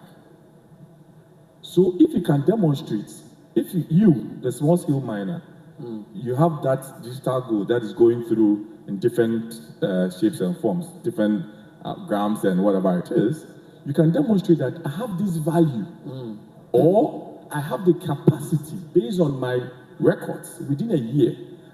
I'll be able to produce this level of value. It gives the banks that comfort. So you have two options: to leverage on that digital history, or you can just say that I have some portion of tokens that I want to collateralize, have a lien on it, and give me funds to support my business. So these are some of the benefits that tokenization and digital gold is bringing to Ghanaians. I want to add two things. Liquidity, right? And I'll start with that. If with some of these other scams that we've seen online, they give you promise for your money 6 months time, come back for cash 10 months time. But we are looking at an avenue where the very tokens that are on your phone. You know, I saw something where Dangote was saying that he had millions of dollars in his account and he had to go and withdraw it to be sure. That is exactly what we are saying. You are saying you have 10,000 Ghana cedis worth of coins. Can you liquidate that money into your mobile money wallet, into your EcoBank, Stanbic, Barclays Bank, instantly for you to see the cash? Can you go to the ATM? Could the company give you a Visa card to spend actual cash right now? That is the question. Secondly, we are also looking at redemption. You have the coins on your phone, but is there a redemption feature where you can go to the bank and they'll give you actual physical gold coins? This is another question you can look at. And I feel if companies like our company are solving these issues, it takes out the doubt in the Ghanaian. Wonderful. I think the question for the panel, the last question is, should this be a priority now? Why? Because from yesterday, Galamsey, environmental stewardship, finance, there's a lot of problems in the mining sector. Should we solve them before we start dealing with these highfalutin ideas? Or this is an idea whose time has come? I think that's the question for you. Let me start with that. Sorry, dear. Whether we like it or not, this is not an idea that is far from us. It is happening all around us. We have this game of starting something in this country and watching others bypass us. We could see that in our music industry, in our movie industry, even so many other things that we start. And whether we like it or not, this is something that is going to happen. Either we sit here and we lead the conversation, or we download an app from Dubai. It's our choice. Wonderful. Is there anything else to add? I don't think it's an either-or situation. I think it's an and situation. We can tackle this and tackle the fight against Galamsey, particularly as Mr. Richard says, these are measures that are also aimed at reducing Galamsey. So it's not that this digital gold is there in a vacuum. It's part of efforts to reduce Galamsey and to promote ethical source and promote environmental friendly mining practices across board. Wonderful. Put your hands together for the panel. We've been talking about digital gold, blockchain, traceability, and fintech disruption. My panel has included Oreku from the Central Bank, Richard from the Gold Board, Adjoa from the law firm Robert Smith Law, and Nana Bekwe from Orum Africa. It's now time to hear from you. Do you have any concerns? Do you have any questions? Are you excited? Are you afraid? Are you worried? Can I get a mic to go around, please? So you mention your name and then you make your statement. So where's the mic? All right, you raise your hand first. Let's go. Thank you very much. My name is Mohamed Abdulhamid. I work with Project Enclaves. Okay. We are building an investment portfolio, and one of our major areas is mining. Okay. Now, I am very excited about this opportunity, and I'm happy they've explained all the benefits very well. My concern has to do with the complexities that has to do with this solution. And Bernard, you were going in that direction when you asked what is going to be the resistance. Yeah. So small-scale miners are a lot in our system. There is definitely going to be a pushback from these people on this solution. If I did not have prior knowledge of blockchain technology, I doubt if I would have understood this explanation. If you're going to go around the room to ask, do you understand? And these are top-level professionals. How much more the average people? So there is a concern about making sure people understand the solution. But my concern here, my major question is, how do you intend to get buy-in from people? Right. And I don't think that has really, what is the plan to ensure that people buy into this particular idea and submit to its benefits? Thank you, Mohammed. We'll take more questions. Stay on that line. There's a man in green. Yes, sir. Okay, so Francis Kwamigani again here. Thank you very much, the Deputy CEO.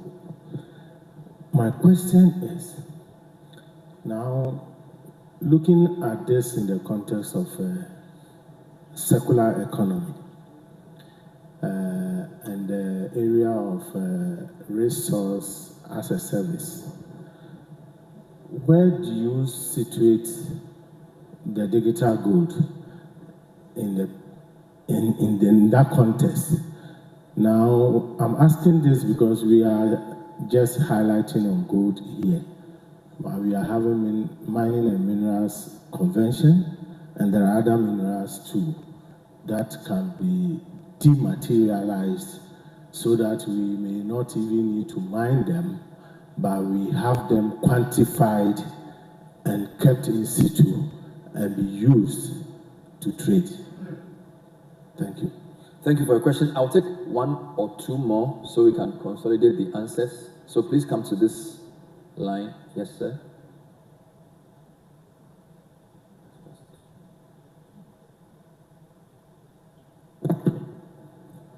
Yeah, my name is Solomon Broby. I'm from ESL Consulting. So I'm looking at the angle of sustainability. How far are we looking at this? As in, how far can it go? Do we have an end point where because Bitcoin was a big thing before, and now we don't really see the noise it used to make before. So what is the end goal, basically? Is it just for profit? As gold increases, then our money also increases if we invest, or it's something that goes with technology to the future? Thank you very much. Thank you. I'll take one more question from that area. Yes, sir, the man in front. Oh, somebody has taken a mic. Okay. My name is Adam Mohazu. I just want to make inquiries regarding the possibility of redemption. As we are all aware, digital money, in this case, Momo, can easily be transferred or converted to physical cash. Imagine I am somebody who actually does value addition. I want to be able to buy gold from Ghana, and there is a digital gold that Ghana trades or markets. If I'm able to do investment in this digital gold to a tune of, let's say, $50 million, from the context of buying, is it possible for me to redeem this physical gold, this digital amount of $50 million in the physical gold at any point in time to be able to feed my refinery for value addition? Thank you. So there are 4 questions on the table. Adam is looking at redemption. Raymond is asking about sustainability. What's the end game? Is it just a fad? And then Francis is asking about circular economy, resource as a service. That question is for you. And then the first question has to do with the complexity. So let's start with you, the question that is directed at you. I will answer two of the questions. Good. Now, the best use of for the first question, the best use of technology is to simplify solutions. So what we're trying to do in terms of building a traceability platform or solution is to engage with the miners to make sure the final solution is as simple as possible. Because that is the only way you get their buy-in. That is the only way you increase their adoption and use of the platform. Let us not forget, the whole idea of traceability is about record keeping. So currently they have various forms by which they keep record.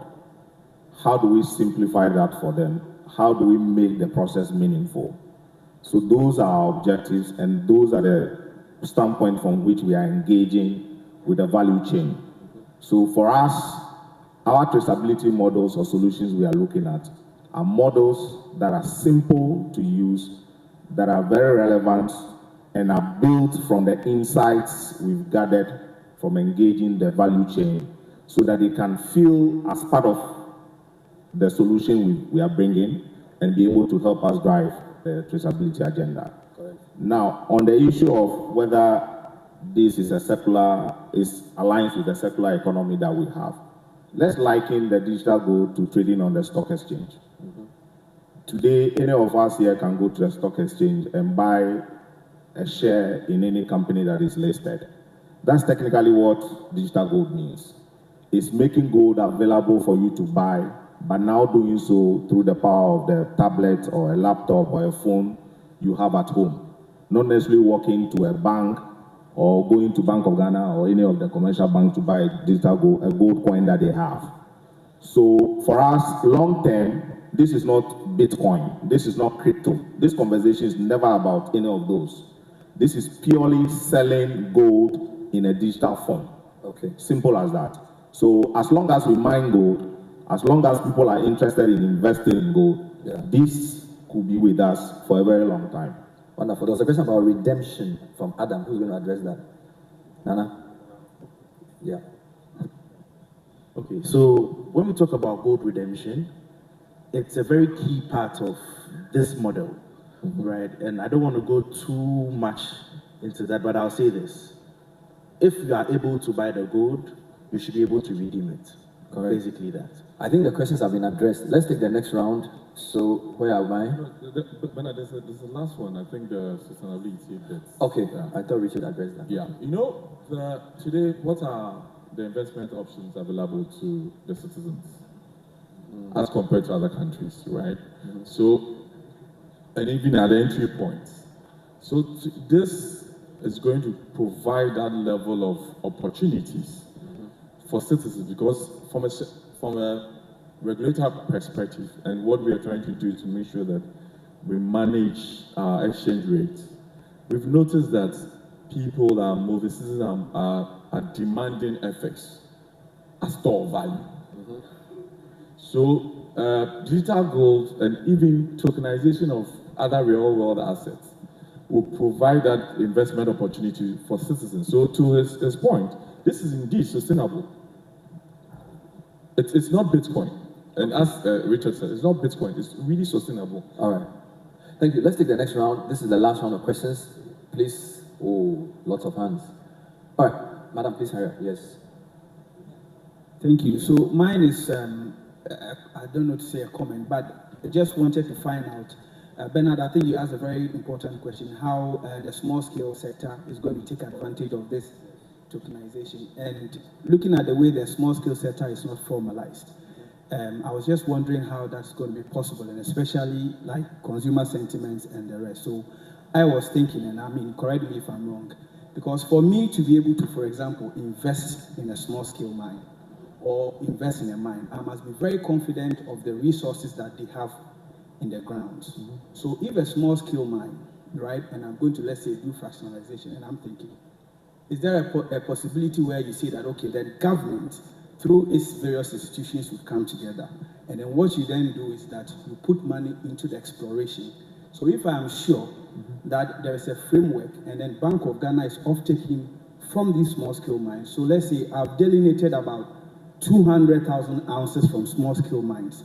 So then they sell that ahead to the central bank, and then in that case, I being a consumer, or I being one that I want to invest in the small scale, I know that, okay, 200,000 ounces in future is so much. And in that case, through the tokenization, I'm confident and I can be able to buy some of it in anticipation. So I just wanted to find out from you how you're able to proceed on this in helping these small scale. So I think that is really the sector that we have to look at. Wonderful. To change things. Thank you. Let's move to this side. I have just 5 minutes, so I just want to be very, very snappy. So if you can just move to this direction. The man sitting behind the chief, give him the mic.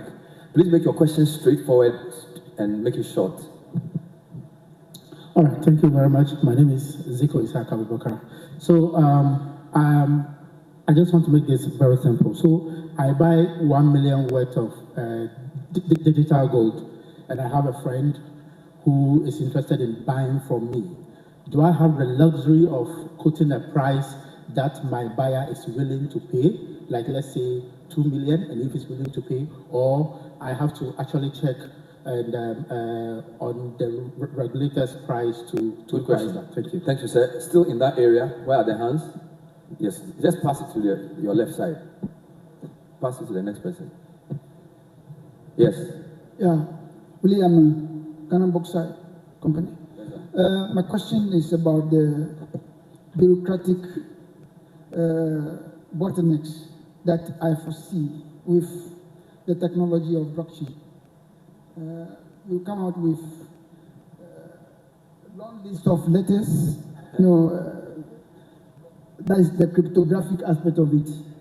I don't think it's meant for the layperson like us. All right. How do you make of it? Because from what we are seeing with it, I once tried trying to enter into it before, but the kind of the chain of letters. It was very confusing. The chain of letters that you have to type. It's a lot, eh? It's not easy. Right. We have 3 minutes. Thank you. I'm going to take one last. Is there a woman who wants to ask a question? Too many men are asking questions. I'm not happy. The women, you are okay. You are satisfied. All right. Last question. This man here. Yes, you. Hi, yeah, my name is Isaac. I just wanted to ask, because you mentioned it's not going to be like crypto, it's not going to be like the stock exchange. So the question I have is around volatility. In terms of like, if you mint it, obviously we know right now gold is going up in price, but for the layperson, like you said, that doesn't know the market, is it a case of if you mint it, you have the live price, or you have the price at which you bought it at? Because if it goes up and down and someone doesn't understand the market, and all of a sudden they have a token and it's gone down in value, how you explain that to them? Thank you. So 2 questions on price, 1 question on complexity of blockchain, and the first question as well. So who's going to go? And this is your closing remarks, by the way. So whatever you're going to say it now, because we won't come back. I think the support to small-scale miners, particularly around understanding what the resources are in their concession, has been significantly highlighted by my boss yesterday. One of the key things and first steps we are taking in terms of providing support is to make sure that we understand the geological underpinning of those concessions. So we are committed to investing money in geological investigations and concession viability tests, because that will give us a baseline understanding of what the output may be in terms of matching that to the investment that we make into those mines. So for us as Gold Board, we are approaching these things quite differently than previous support for small-scale miners. And we are doing it based on real data, informed by numbers, and also informed by our commitment to pushing money towards viable mines so that we can increase national output. Thank you. Any more for the price? Somebody wants to know. Let me deal with the price. There's a reason why gold is traded and the price is available, right? So if we decide we mint it today and issue the token today, you are bound to be able to trade it according to the price. And obviously, if your buyer feels that they want to demand, they want to pay more than what is traded on the market, so be it. We are in a free market, right? But I think the underlying principle is that gold is traded, and there's a value to it on a daily basis. So I like your point, Isaac. Today, the value is going up.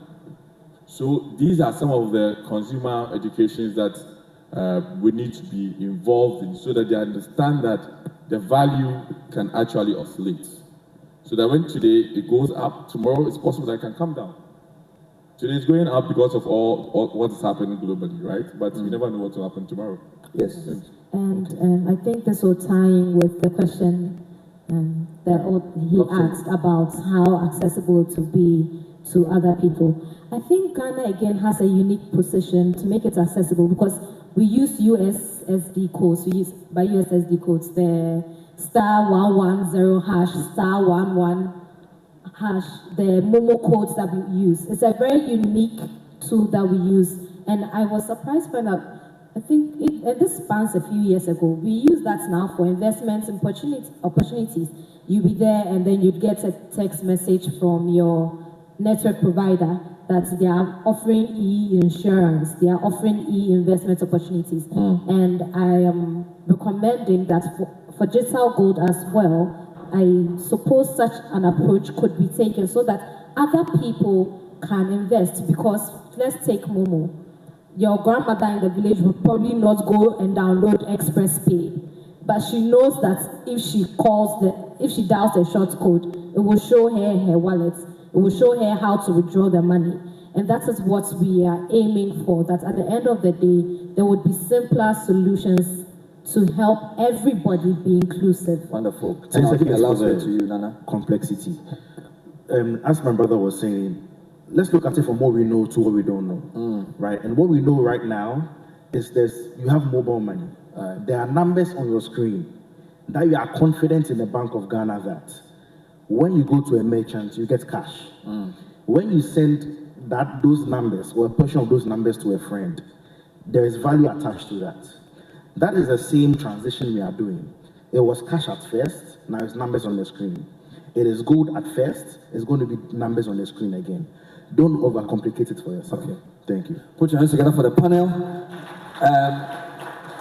So many things have been said. I think there are three key words we have been left with. So this digital code thing will enhance, obviously, transparency, traceability, and eventually trust, which is really the currency for business, right? Business is done at the speed of trust. If I know you, I won't even lock the door. So thank you, ladies and gentlemen. And with that, I'll say thank you for your attention. Let me bring back Park Kwesi, because we're going to have lunch, and we're also going to do a technical paper presentation by Dr. Steve Mantial. Park Kwesi, where are you? Or you've gone to eat already? Where is he going to? All right. So we're going to have are we doing the technical presentation now? Oh, okay. Dr. Steve Mantial, where are you? Wonderful. Let's take our seat. He's going to take us into some technical papers, after which we will have lunch. So let's put our hands together for, I call him the doyen of resource governance. Dr. Simantial, please put his slides up and let's get ready to move the stage. So we'll do a short video while we do the transition. Back with it. When you are MC, you don't leave the room, eh? Where should you are? Thank you. It is a distinct honor to address you at this crucial convention as we exchange ideas on the growth and transformation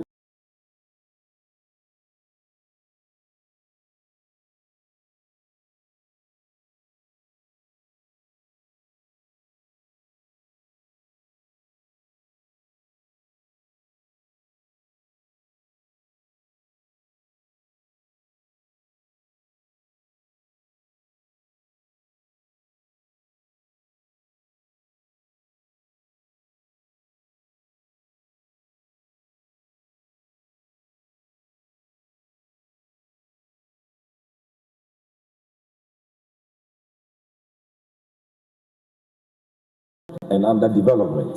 persist in Africa. That by 2030, Africa will be home to over 370 million young people aged 15 to 35. We cannot solve today's crisis with yesterday's tools. The minerals and mining sector must do more than the traditional extraction we are accustomed to. This is not a plea for aid. It's a declaration. Africa is ready to transform.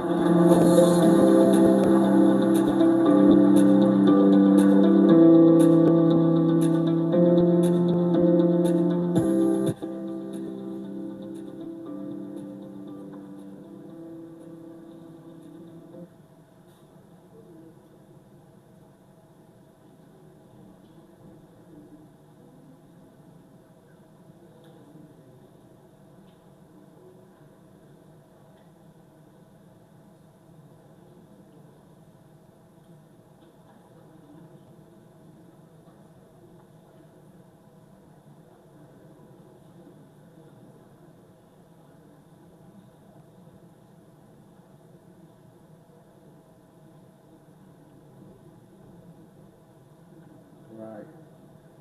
So I'll be looking at our efforts at combating illegal mining in Ghana, focusing on the policy and the regulatory conundrum.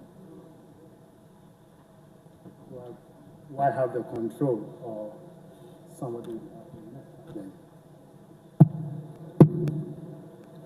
Yeah, so I'll look at the work of the Ghana EITI, because I'm pretty sure some of us are hearing this acronym for the first time.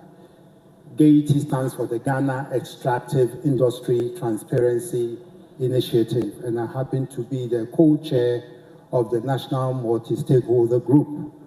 I co-chair with the Chief Director of the Ministry of Finance, and the Minister for Finance, Honorable Kasil Ato-Forsen, is the national champion for EITI implementation in Ghana. I'll look at the artisanal and small-scale gold mining upsurge as a global phenomenon, and I'll zone in to the Ghana scenario, looking at the search for sustainable strategies and then current efforts, and I will provide some tips and takeaways for going forward and making progress with the fight. This actually emanates from a work we commissioned about a year ago when the Ghana EITI decided to focus its attention on the small-scale gold mining sector. Give me a slide, please. So the EITI, Extractive Industry Transparency Initiative, this was launched in Johannesburg at the 2002 World Summit for Sustainable Development. And the question the conference sought to address was the role of natural resource extraction in the development of poor but natural resource endowed economies. Incidentally, it was 2 years, the conference was held 2 years after Ghana was declared a highly indebted poor country after mining gold for over 100 years. Who mines gold and becomes poor? But that was what Ghana became, a sad commentary of how we've mismanaged our God-given natural resource. Indeed, once upon a time, we had a national gold company, the State Gold Mining Company. It was mining gold and was posting losses. Yes, they mined gold and posted losses. So there's a big statement to make about how poorly we've managed our minerals in this country, and we still haven't corrected the ills in the sector. I recall in 2007 when Ghana discovered oil, I had the opportunity of being invited to chair the governance session of the Ghana's first Oil for Development Conference at Gimpa. And after that, had the opportunity of working closely with the team to fashion out the governance framework for our oil sector. And in doing this, we were mindful of the mistakes we've made in the mining sector, and we used that to frame the oil sector governance framework. And today, Ghana's oil sector framework is hailed as the best in Africa and one of the best in the world. But our mining remains what it was, because we haven't gone back based on the experience of governing our oil sector. We haven't gone back to correct the ills in the mining sector. So in 2002 at the World Summit for Sustainable Development, the conversation was how to change the narrative in ways that unleashes the development potential of resource extraction for poor countries. Give me the slide. So this is just a schematic diagram of what the EITI entails when it was launched in 2002.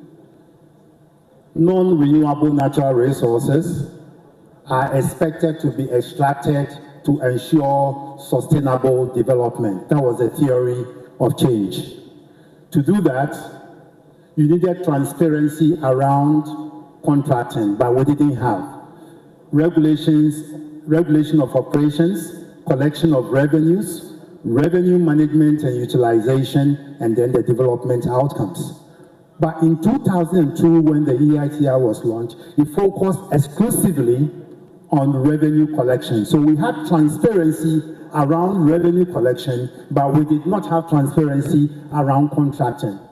So some of us began an advocacy at the global level for transparency around contracting, because if a country is shortchanged during the contracting process, no matter what transparency you have on the revenues, it will still not lead to sustainable development. So this is the framework of the EITI. Today, as I speak, the scope has been broadened to cover contract transparency, transparency in regulations, and all the elements of the industry value chain, including environmental sustainability. Next slide. So this is the process of implementation. First and foremost, we collect data from all extractive industry companies. They have to disclose what they pay to government. And then government also has to disclose what they received from company. And then we put all together in a form, in a report. That's disclosure. Once we have the report, we disseminate the report. So we do outreach to especially mining communities and present the report. Then that generates public debate, and there are recommendations made which feed into policy reform, and then we document the impact of the policy reform. After going through this process for about, on 2 occasions, let's say 2 times, you then subject the Ghana EITI to international validation to establish whether or not we've complied with the rules around transparency and accountability. Currently, as I speak, Ghana is in the process of preparing its next report and also preparing for international validation in 2026. Next slide. These are some of the notable policy impacts that the EITI has made in Ghana. Many of you may not be aware the origin of the reforms I'm going to present here. First is the enhanced stakeholder dialogue. Today, you don't hear too much choboi in mining communities. This is because they have an opening, an opportunity to engage the multi-stakeholder group of the EITI to have their concerns addressed. 2, improved interagency collaboration. There used to be a time when companies could change hands without the knowledge of the tax authorities. And therefore, these companies got away with the non-payment of capital gain tax. You see, when a company is traded, the expectation was that you will pay tax on the profit you've made in selling your assets. Once you sell, the regulator, which is the Minerals Commission, ought to inform GRA. But this was not happening. So quietly they sell and they go away with the profit without paying 10% capital gain tax. Today, the capital gain tax is treated as income and therefore taxed at 35%. The interagency collaboration has improved now because the regulator, that's the Minerals Commission, now informs the tax authorities about changes in ownership. This often goes on notice, especially when the company that has acquired the assets decides to trade in the existing trading name, like Golden Star Resources, which is now owned by a Chinese company, but still trading as Golden Star Resources. And so when it happens like this, sometimes you cannot, if you're not informed of the change, you may not know. Now, there's also changes to royalty rate. It used to be a range of 3 to 6%. We realized that whether gold was booming or there was decline in prices, all the companies, as if by consensus, were paying the minimum of the range, which was 3%. So the EITI studied the trend and recommended to government to fix it at 5%, except for those companies that have development agreements and therefore have stability provisions. Those are different. They still pay around 3%. But for the majority of the companies now, they pay royalty 5%, and this is as a result of the EITI recommendation to government. Review of capital allowance recovery rate. Now, companies are required to recover their capital allowances over 5 years. Previously, what was happening was that companies will make huge investments. You know, it's expensive. It's an expensive industry. So they make all these huge investments, and when they are about exhausting their capital allowances, then they go through another cycle of making huge investments to create more opportunities for capital allowance recovery. Today, as a result of the reform, every company is supposed to recover their capital allowance at 20% per year, so that over 5 years, they should have exhausted and come into a tax-paying position. So now if you look at the data, you see that a lot of companies that have operated in this country for years without paying taxes are now beginning to pay taxes. This is largely as a result of the revision of the capital allowance regime. Then we have legislative backing for subnational transfers, the MDF. The MDF previously operated on the basis of an administrative fiat issued by then President Jerry John Rawlings, I think in 1998 thereabout. And so it didn't have legal backing, and governments were not under legal obligation to distribute a portion of the mineral royalty to anybody. And so the EITI said, look, to ensure sustainability and equitable benefit sharing, we needed a mineral development fund. So we pushed for this, and in 2016, government accepted and passed the Mineral Development Fund, and so communities are now, they were receiving previously, but now at least there's assurance that this money's transfers will continue so far as there's a law backing it. Now, guidelines for the design and implementation of corporate social responsibility programs. This was again following the recommendations of the Ghana EITI. So the Minerals Commission has developed these guidelines that are supposed to improve the design and execution of the corporate social responsibility programs of companies. Now, the Minerals Commission is required to track these things and produce reports on the execution of corporate social responsibility. Unfortunately, this is not happening. I think that is why the MDF says they are launching a Mineral Development Fund, what do you call it, a corporate social responsibility tracker. My caution to the MDF is that you will be trespassing. It is the mandate of the Minerals Commission. So if anything at all, work together with them on this front. And then renegotiation of stability agreements. After all the fiscal reforms, we realized that the biggest companies in this country were not going to be affected by the fiscal reforms because of their stability provisions. And you see, the problem with stability agreements is that it makes, what do you call it, tax administration a one-way street, in the sense that if you increase taxes, they will not affect the companies that have the development agreement with the stability provisions. They were not affected. But if you lowered taxes, they can take advantage. The rule is that they should not be disadvantaged by future changes in taxes. And we thought it was a one-way street. Why should they take advantage if we reduce taxes? But then when we increase taxes, it shouldn't impact on them.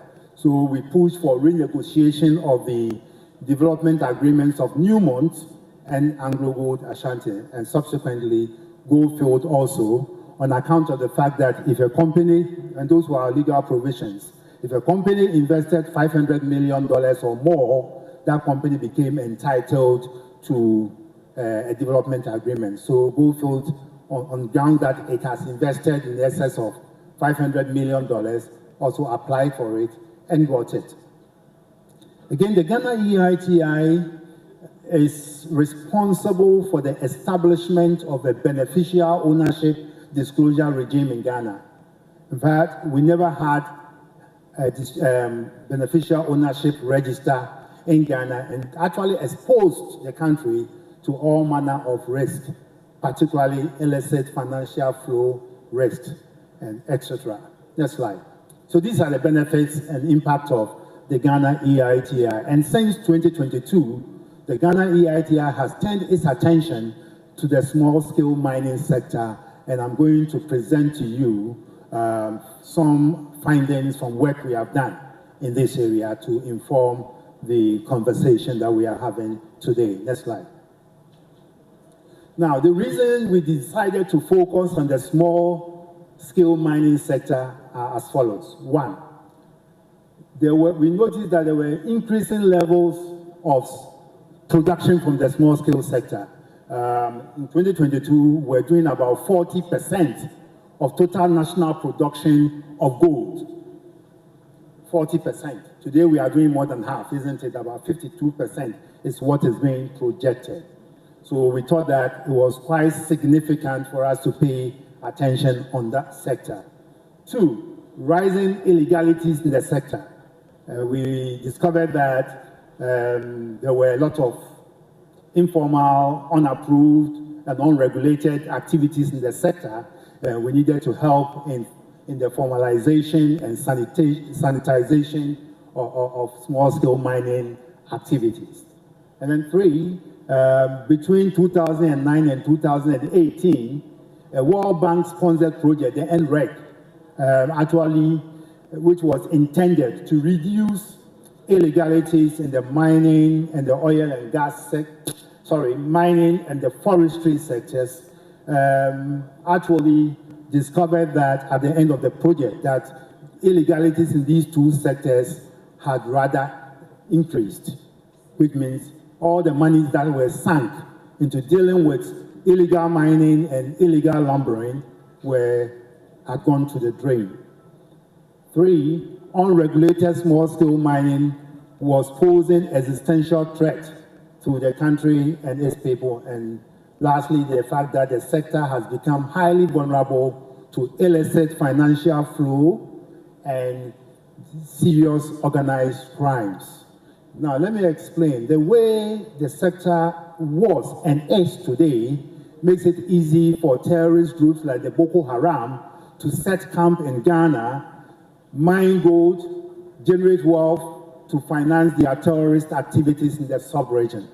And we thought there was a need to focus attention and shed light on what is happening in the sector to prevent this from happening. And we've been working very closely with the Gold Board in trying to address the Financial Action Task Force regulation in respect of illicit financial flows, money laundering, and the financing of serious organized crime. Next slide. So just to make the point that illegal small-scale mining is a global phenomenon. It has lived with us for several years. As at 1993, there were about 6 million people worldwide who were engaged in illegal mining. As at 1999, it has increased to 30 million, and in 2017, we have over 40.5 million people engaged in illegal mining. So it's been a phenomenon that has been with us for years, but it's actually growing in terms of importance and the numbers that are getting involved in these activities. Next slide. Now, the number of Ghanaians engaged in the value chain of the small-scale mining sector in Ghana is said to be in excess of 1 million people. In fact, this is actually an underestimation in my view, because the Minerals Commission has quoted this figure for the past decade. Up until 2019, the Minerals Commission estimated the average contribution of the small-scale subsector to total gold production at 35.93%. In 2018, they did 43%, and today, half year as of June, they had done about 52% of total domestic gold production.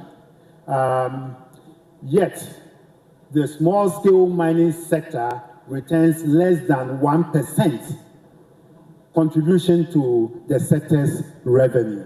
So the bulk of the benefits and the revenues we are deriving from mining is coming from the large-scale mines. Over the past 3 years, I've been working in Boli, in the Savannah region. That whole area is open to intensive mining, but the assembly has nothing or derives nothing from the activities, the mining activities going on in those places. In Boli, Tinga, Daklupe, and all those areas are getting nothing from the mining.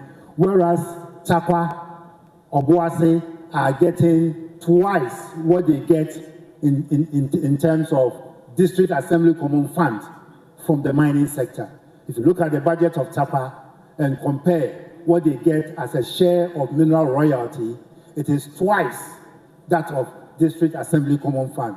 So when you have a predominant small-scale mining community, they actually suffer lack of development, because small-scale miners in this country, even though are supposed to pay royalty, do not pay royalty. And government doesn't have the will to collect the royalty. They also don't, because a lot of them are not formalized, they don't pay corporate income tax. So we're getting almost nothing. But for the large-scale mines, this country would have been shortchanged completely. We'll get almost nothing from our mining sector. And that is why I get a bit worried when we begin to send out signals as if we are against foreign direct investment in the mining sector.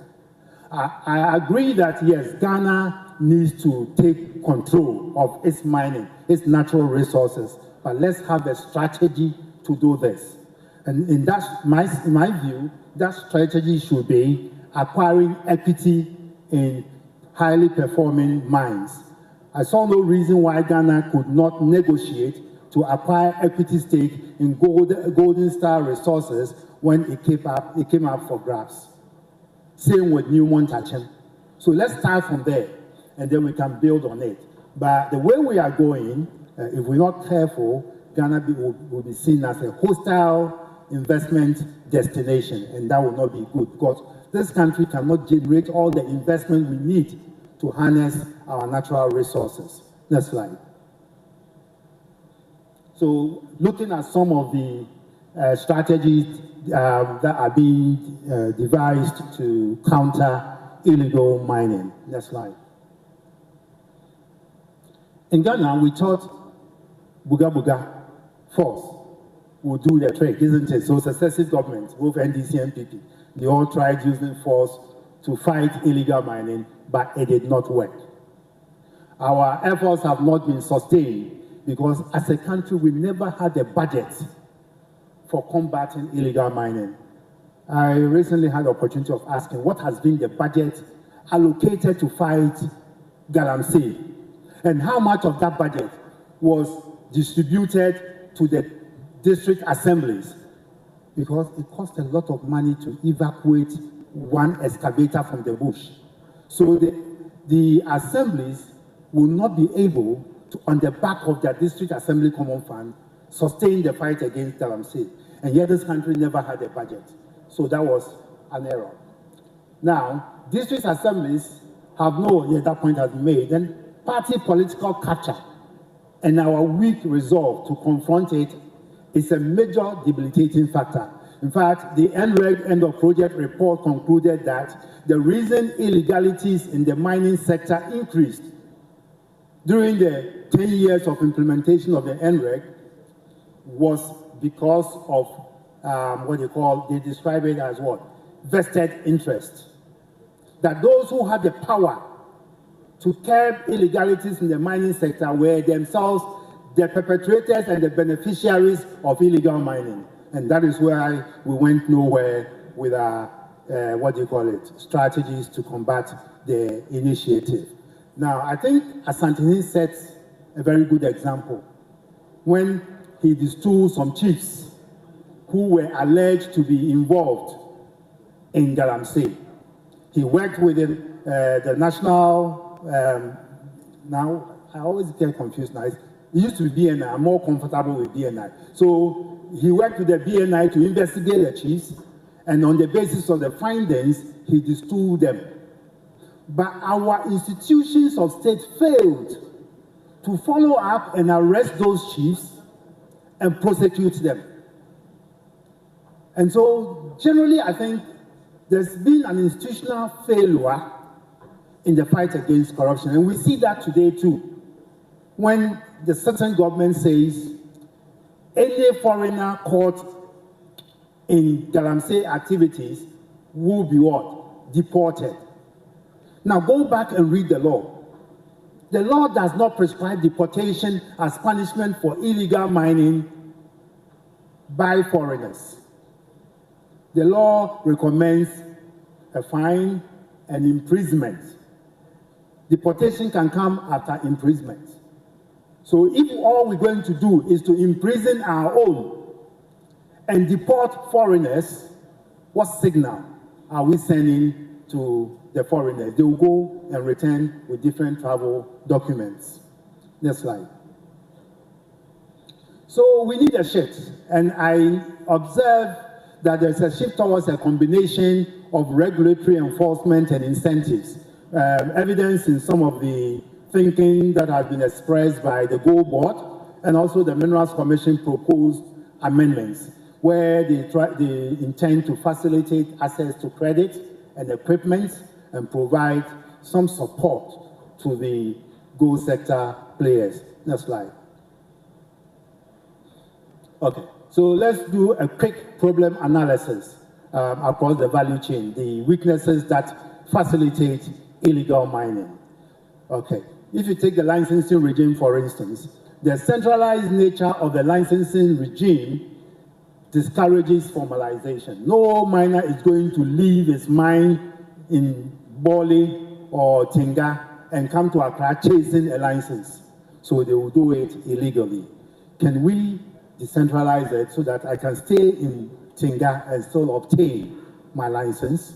That could be a way to go. Again, the non-involvement of traditional authority in the licensing process has led to an abdication of responsibility on the part of traditional authority.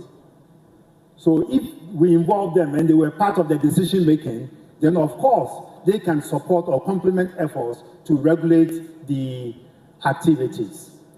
Again, weak customer due diligence in the licensing of small-scale mining operators makes Ghana vulnerable to illicit financial flows and financing of serious organized crime. This is the way it happens. I apply for a license.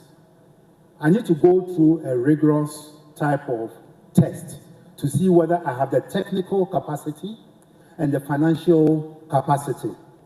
And before I'm given the license, again, I need to be, the regulator needs to be sure that I have no criminal background.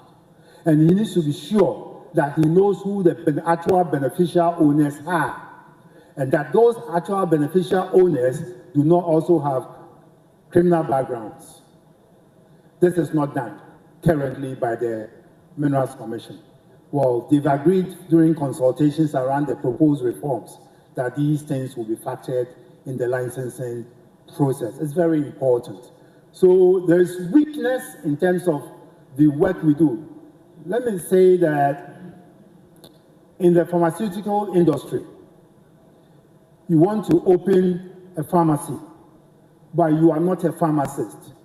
You will need to produce documents, license of a registered pharmacist to be able to operate your pharmacy. Why can't we do same for small-scale mining? Where the miner, provided is not a trained mining engineer or geologist, will need to provide evidence of supervisory arrangements with a qualified miner before he or she is given the license. I think that will help ensure that the mining activity is carried out in a very responsible and competent manner. Now, absence of a meaningful technical and financial criteria facilitate front-end. Because the Ghanaians usually do not have the capital required, a lot of them front for foreign interests. So we have the Indians, the Chinese, the rest providing the finance under informal arrangements where they are paid back their monies, their investments in gold. And oftentimes, and because we designated Kotoka International Airport as the exit point, all our outposts, the border outposts, do not have facilities for detecting gold. So if I decide to cross the border, the custom officer at Bole does not have equipment to even detect whether what the metal I'm carrying is gold.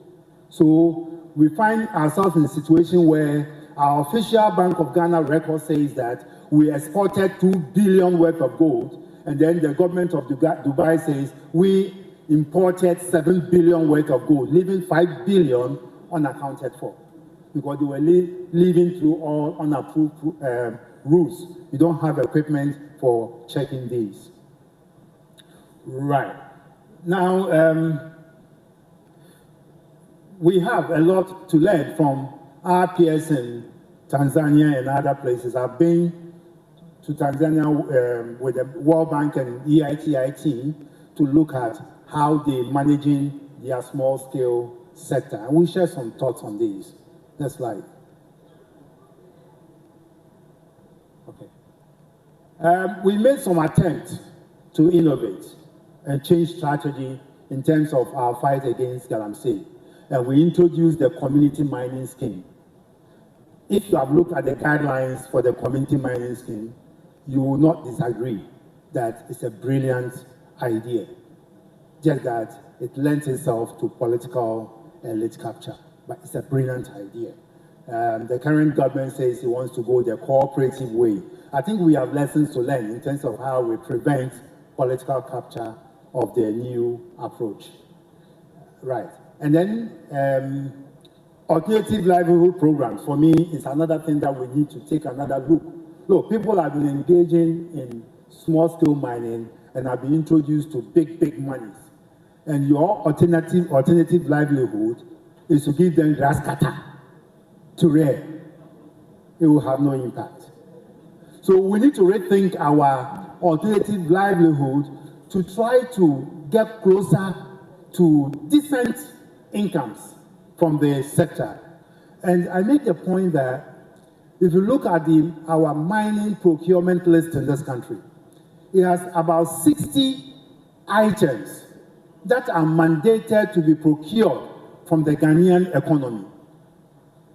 And all that we do is to go for the contract and head to China and bring the goods.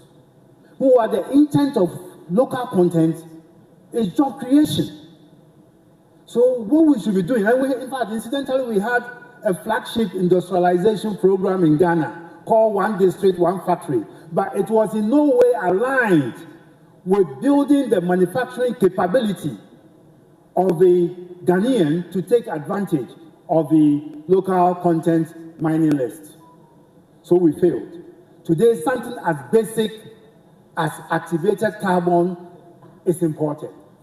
You look at the list, a lot of them are very basic.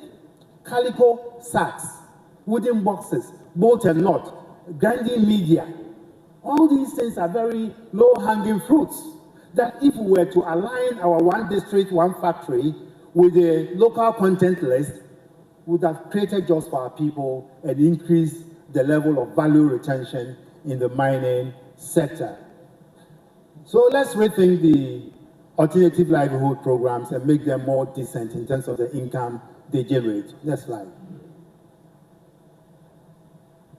Now, there is the market paradox. Your government, since immemorial, has required that we do not ask for the origin of the gold. Once somebody presents gold for sale, we should buy. I say, for as long as there is a market for illegally won gold, Galamsey will never end. Because if it's difficult for me to sell gold that have produced illegally, then it will be a deterrent. But even the Gold Board, a statutory body, is buying illegal gold. So how do you expect Galamsey to stop? So it becomes a matter of urgency that we put in place mechanisms. I was very happy at the last panel. We need to put in place mechanisms to be able to trace our gold from the mine to the refinery. And the earlier we do that, the better. We need to also strengthen border controls. We need to have equipment to detect gold at all our border posts. I recall was it in 2022 when we tried to enforce the 3%, it was 2021 I think, 3% withholding tax on gold exports from the small-scale mining sector. What happened? The export volumes dropped from 37% to 3%. A lot of them went through Togo, and the Togo custom officers do not have, as we speak, I stand to be corrected, equipment for detecting gold. Let's move on quickly. Right. So next slide, please. Some of the weaknesses in the regulatory framework. There is weak surveillance on imported mining equipment, which enable illegal operators to obtain equipment access for their illicit operations. We've talked about tracking and all that, but I do not get the impression that they are working effectively. Then we have weak regulatory enforcement as a result of huge geographical distances between the Minerals Commission officers and which undermine effective monitoring. Look, even as we speak, it is the Minerals Commission office in Wa, that's Upper West region, which is responsible for the Savannah region. Imagine the distance. So monitoring becomes ineffective. I need to observe, though, that efforts are being made by the Minerals Commission to increase its presence in the mining areas. And I think they need to intensify those efforts. They must be not only in the region, but in every district where mining takes place for proper regulation and monitoring. Quickly, next slide. Conclusion. A sustainable strategy to halt illegal mining in this country will need to take a holistic view of a problem. We normally take a very partial view of it. But in my opinion, and from where I sit, and the experience I've gathered as co-chair of the Ghana EITI, technical advisor to the UK Ghana Gold Program, a former member of the World Bank Extractive Industries Advisory Group, advising the World Bank on its lending policies across the globe. Also the lead consultant for the African Mining Vision Gap Analysis for Ghana. I can say authoritatively that only a multifaceted approach that combines regulatory enforcement with incentives and alternative livelihoods can deliver our ultimate goal of curbing illegal mining. Thank you.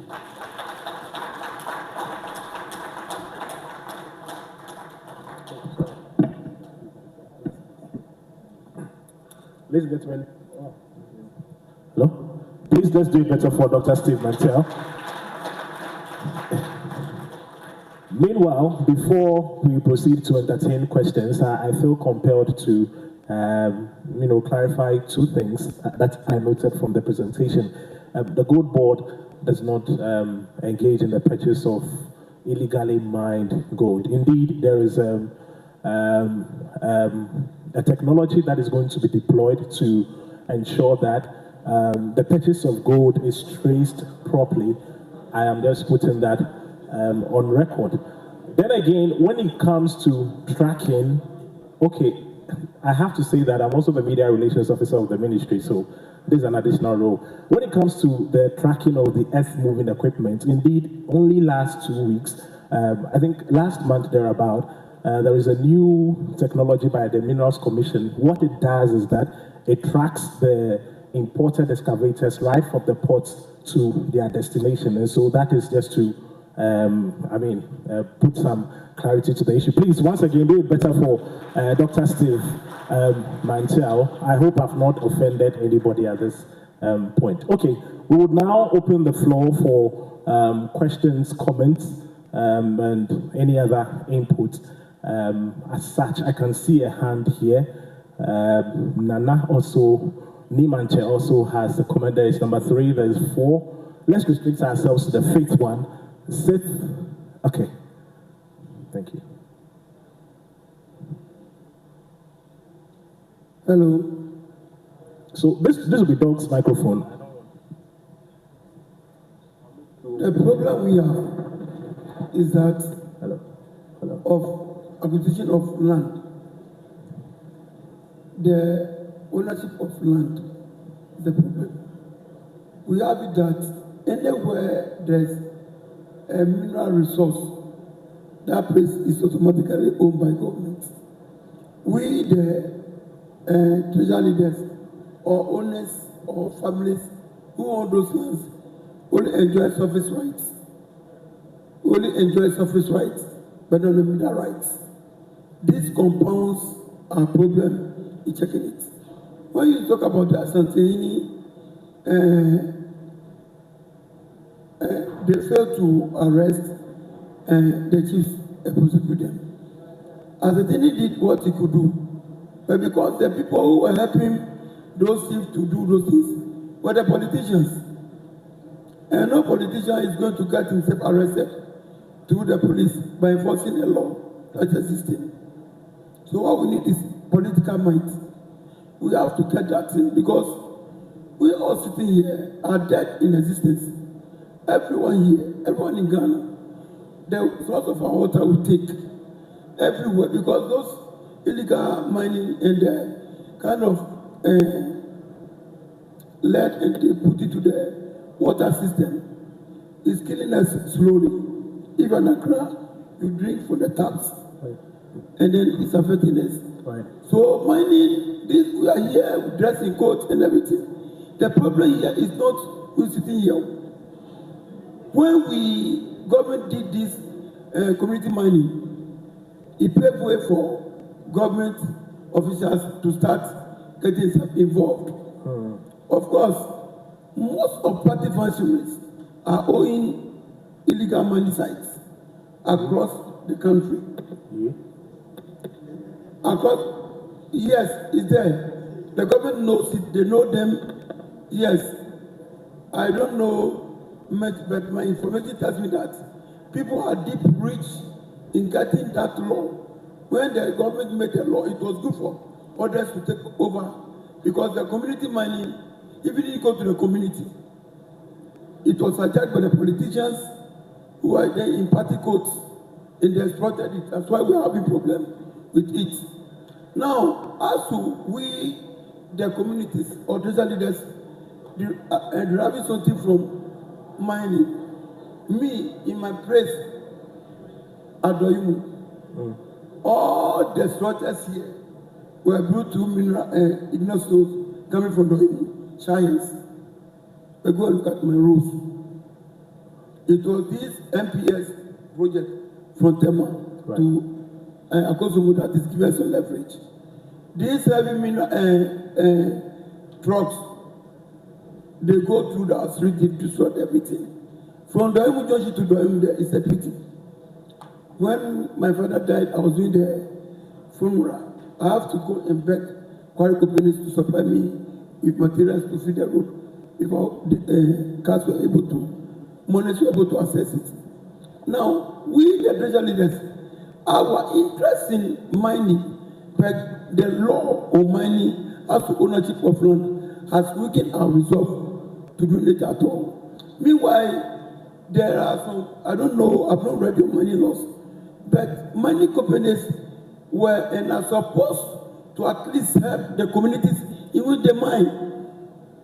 We have about 50 plus mining companies in the science, and there is no even any good school that can say this building was put up by this school. No secondary school, no. They might leave the place. So to even after exhausting the capital, they sell it. The mineral commission is away. Right. Mineral commission is not supervising the activities of the miners. That is why we have these problems. Thank you. So I will tell the president, right. When Nanado came, he did something. I recommended him. But the people under him destroyed everything. Now, they want how to do it. They will destroy it. The thing is, we who are supporting the government, we have to have the courage, the will to make the government succeed. Because if you come to Doimu, there's no hospital in Doimu. We attend the military hospital. That is when they wanted to come. Government put a nice hospital in Dodowa, which is about 7 miles to Doimu. And where we are suffering from the blast, nothing is happening to us. Thank you. Meanwhile, we the people, we are poor. Because the mineral resources, mineral commission has been collecting huge sums of money from these quarry companies. But as in how much they pay as royalties to us, they know us, they don't pay anything to us. So that's where we are going. We are thinking that this convention will reveal the lapses in connection with the money laws. Absolutely. We have to review it. Absolutely. That is because we have been able to live in the shadows of the colonial masters for a long time. And we've retained most of their laws. The laws they used to colonize us are seen in our law books. And that is why we are suffering. Thank you. Thank you. Thank you very much. Thank you for Milan.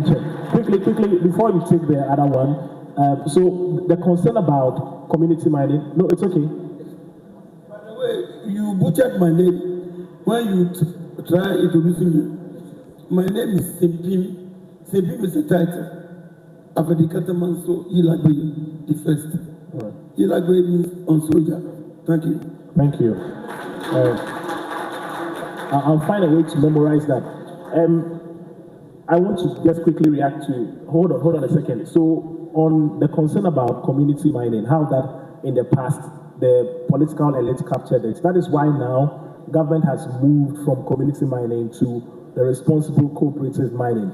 Now, the distinction is that this time around, it will not be anybody at all, any individual who comes to the community, acquires the license, and then begins the mining. We are going to run it with the cooperatives. About the local development, it's true. There is always a gap between the mining outfits and then the local enclaves. That one too will be breached by the responsible cooperative mining. That is just to say that government is working on that bit. Please, question. Yes, Doc is still waiting to answer. Please mention your name first. Right. So my name is Ellis Kojo Amelema.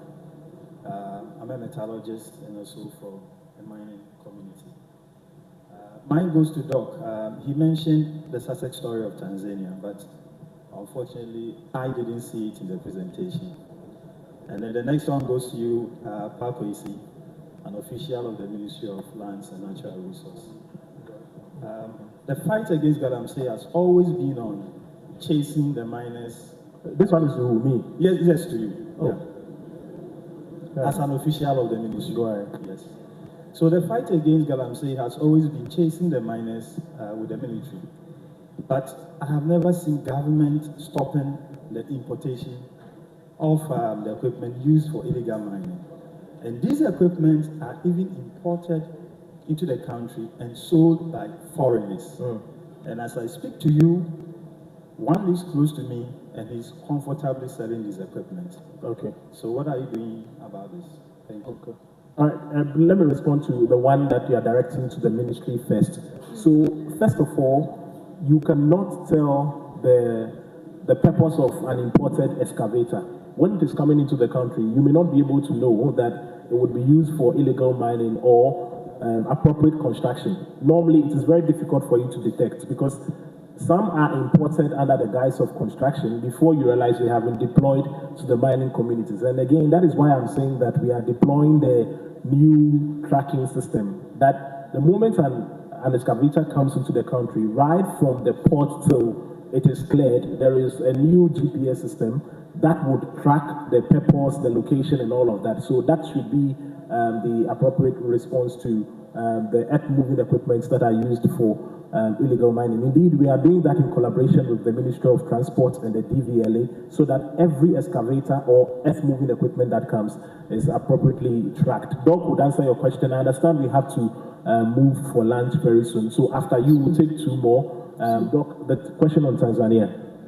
Yeah, Tanzania is... We will do the follow-up later. Thank you. Tanzania is an interesting case. Now, small-scale miners in Tanzania pay 6% royalty, and they pay it with joy.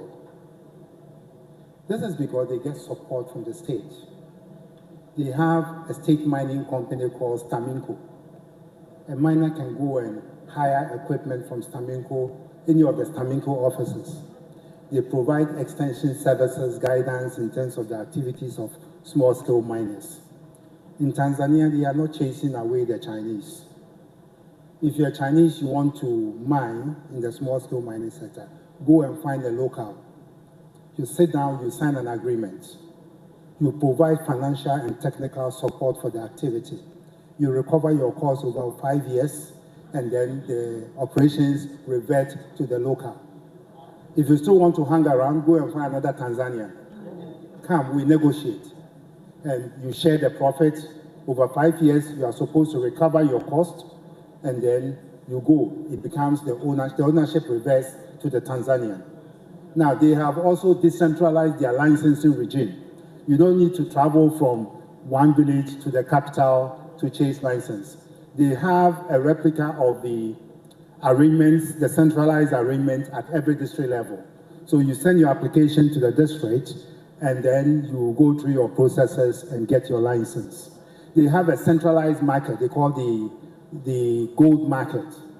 When you are a small-scale miner, you take your gold there, the first point of call is the regulator who assesses the quality of the gold, the grade. And then you get a paper. Based on the quality, they assess it and you pay the requisite taxes on it. After paying your tax, now you go to the next door. They are just like Forest Bureau. It's a big area, and there are all these small offices, and they compete in terms of the pricing. In fact, at the beginning of the day, the central bank will announce the price. It's a range, so they play within the announced range, and then that you go and sell your gold. The government would have taken its taxes already, so the government is making sure it's getting its fair share of the value. These are things that, in fact, we are planning. When I say we, now I'm talking as a technical advisor for the UK Ghana Gold Program. We are planning to take the Gold Board and the Ministry of Lands and Natural Resources on a trip to Tanzania to study and see what we can apply within our own national context. Okay. Thank you, Doug, for your interesting presentation. Yesterday, I mentioned something here that it looks like as a country, what we are doing per our actions are looking more like we are encouraging illegal mining and discouraging the legal ones. So I want to ask something with respect to what has been happening on the grounds. In terms of acquisition of licenses, our mining laws clearly states that the Minerals Commission has 3 months or 90 days, let me put it this way, 90 days to process the documents, and then the actual issuance of the license, the Minerals Commission has to advise the minister. And the issuance of the license, the minister has 60 days to work on it. Even with that, 45 days to communicate to the applicants. Here's the case, we are having issues of small-scale mining licenses. When it comes to the work of the Minerals Commission, it perfectly goes through the system. Now they have even digitalized their application system, that within that 90 days, things go through. But when it comes to the signing of the license, that is where there are issues. For how many years people's licenses have been lying down, waiting for the minister to sign? And miners, small-scale miners, miners have this thing, are very good at selective mining. When you say selective mining, the ore body will be there, but there will be zones that are high-grade zones. So the one who is trying to do the right thing will be waiting for the license to start the operation. And then the illegal miners, who are very good at selective mining, will start encroaching and mining the high-grade. So before 5 years, 6 years, the minister signs the license, the whole thing is gone. So as a country, or maybe Doc, you can react to it, how do we deal with licenses that are waiting on the minister's table, that are not being signed, and are encouraging illegal mining? Thank you. Doc, just before Doc responds to that, I want to react to that quickly. So there is currently a license review committee at the ministry that is, examining all of this. Indeed, some 1,328 licenses were reviewed.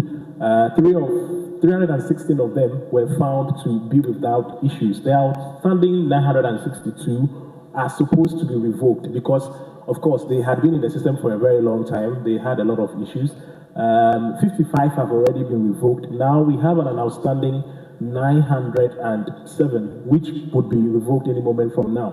That is just to respond to the fact that we want to clear that backlog, because indeed that has been the case. You have some of the licenses pending and all of that. I'm sure that answers the question. And then we are bringing up a new regime that would ensure that the process is more accelerated. Yeah, if that addresses your concern. In Tanzania, the minister does not sign small-scale license. It's small. So he does not sign small-scale license. That role is delegated to the district office of the Minerals Commission in that country. And then on a monthly basis, they file returns on licenses they've issued. If there is any complaint, then the head office will investigate and take a decision. If nothing happens, they just process locally and file the records with the head office. And so it makes it easy and fast to process licenses.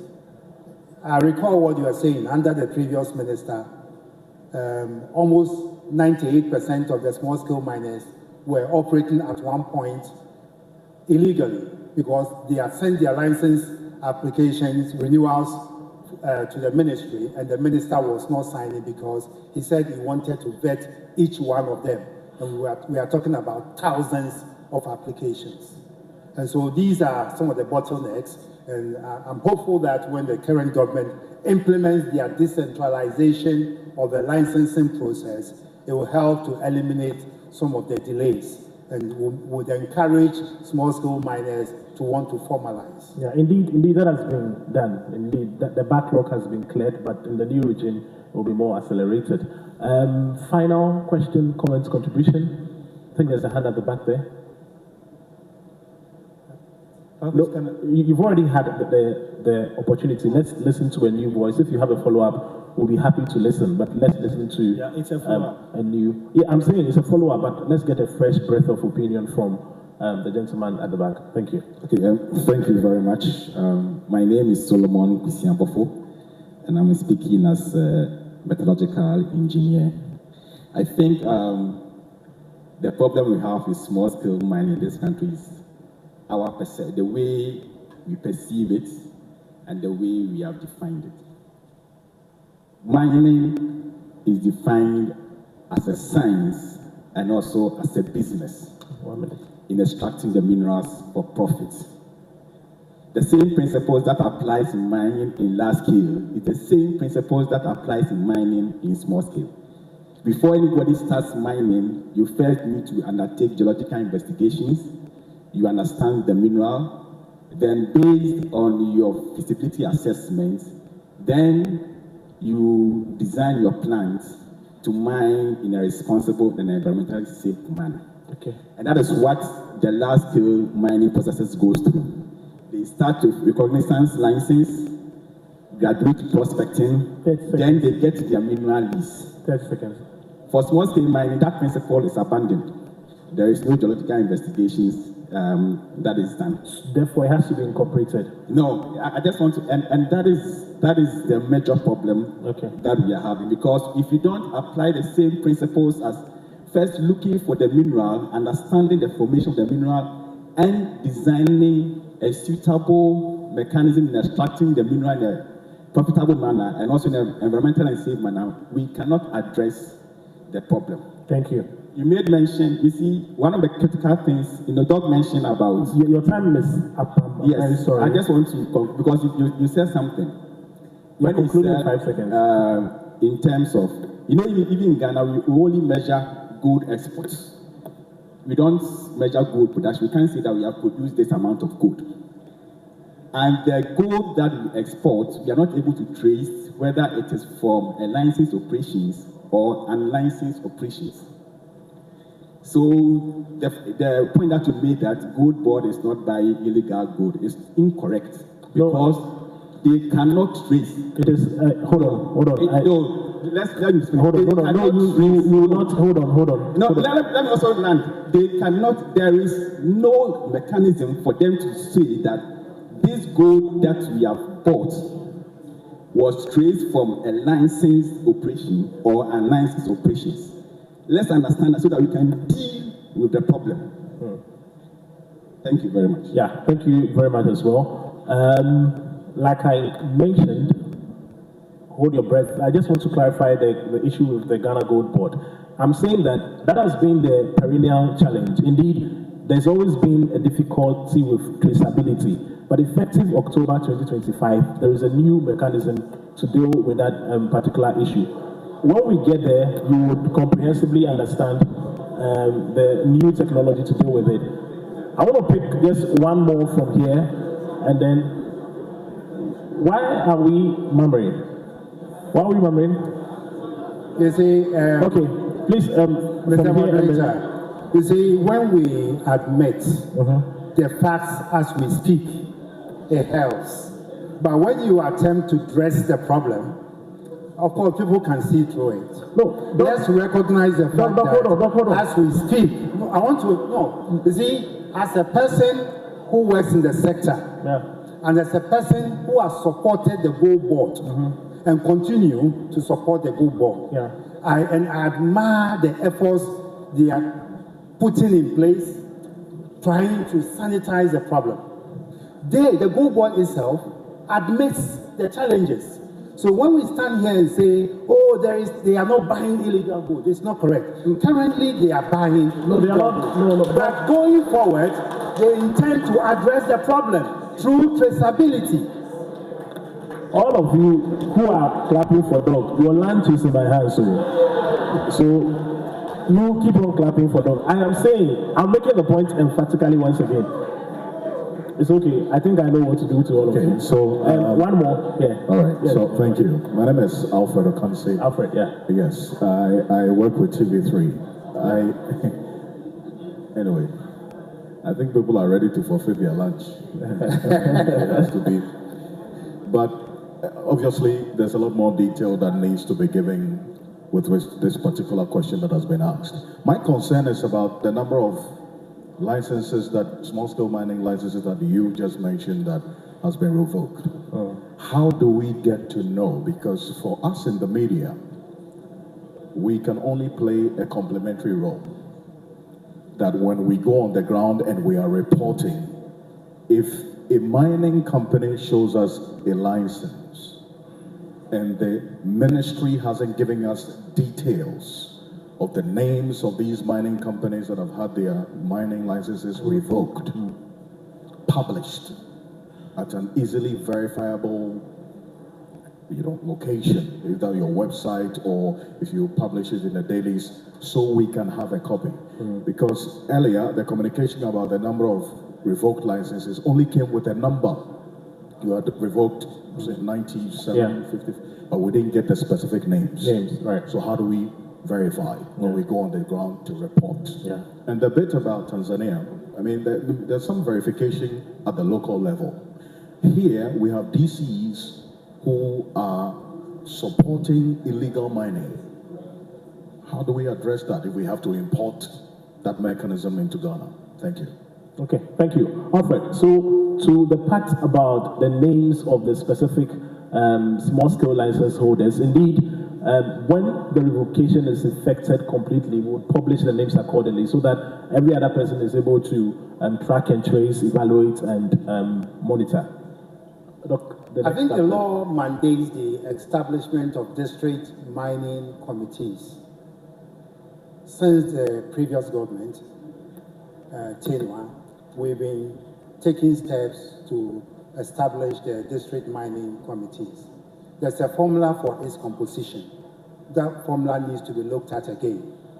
It does not include representation of the trading arm of the value chain, that is Go Board, or used to be PMMC.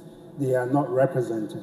Again, we need to make sure that traditional authority is represented. And in my view, we should use the District Mining Committee, which is a multi-stakeholder committee to review and approve licenses. The Minerals Commission is represented there, Environmental Protection Agency Authority is represented. So you have all the stakeholder groups, they can approve. So the district chief executive will not have that power to decide who gets a license or not. All interests, including even small-scale miners association, they ought to be there to vet the licenses so that it will be transparent and therefore acceptable to all involved. All right, ladies and gentlemen, hold on, sorry, I'm very sorry.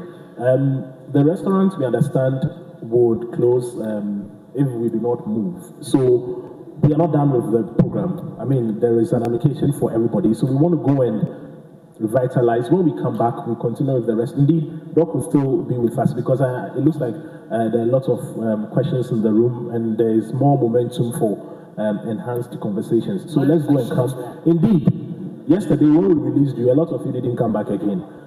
This time around, please, let's do well to return because we are not done and there is a special package for everybody when we come back as well. So please, we go out to have lunch now, have fun, and connect, interact, socialize. When we come, Doc will be on the stage again for us to engage more. Thank you very much. Have lunch.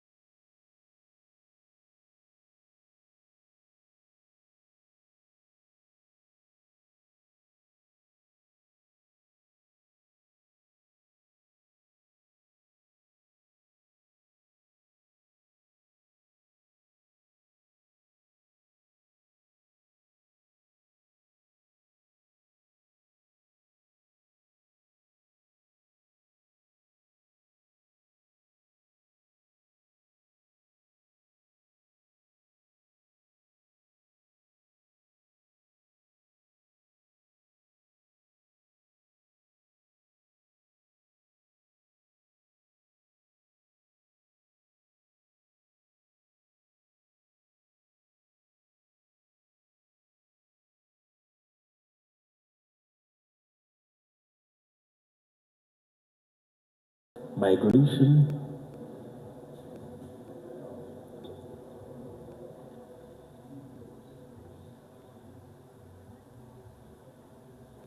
Is there anybody here who had a ticket but did not go for lunch? If you are in that category, please show by hands and give the tickets to Sedam. It's important we do that. Maybe you took it, but okay, or you went. Indeed, you went, but you did not present the tickets. Please, we would humbly request that you hand it over to us. It's very, very important. So I'm sure everybody tasted something. Now, the things that we all ate are coming from farmlands. Some of them are very close to water bodies, the same water bodies that are being polluted. I'm just trying to paint a picture of how close the effects of illegal mining are to us, because more often than not, when the conversation is had, it is assumed that, well, we are here in Accra, we are here in the residential enclaves, we are not in the hinterlands and the villages, therefore we cannot feel the brunt. But that is not true. Indeed, it is very close to us than we can ever imagine. And so, not to be a prophet of doom or to be a bearer of bad news, but whatever we all ate this afternoon, there could be a marginal possibility of maybe something harmful in it coming from a farmland that has been affected by a polluted water body. So that is how close illegal mining is to us. Indeed, you may not be able to see the effects now, but in the not too distant future, it may begin to manifest. The reason why we must all be very concerned about the conversation around illegal mining.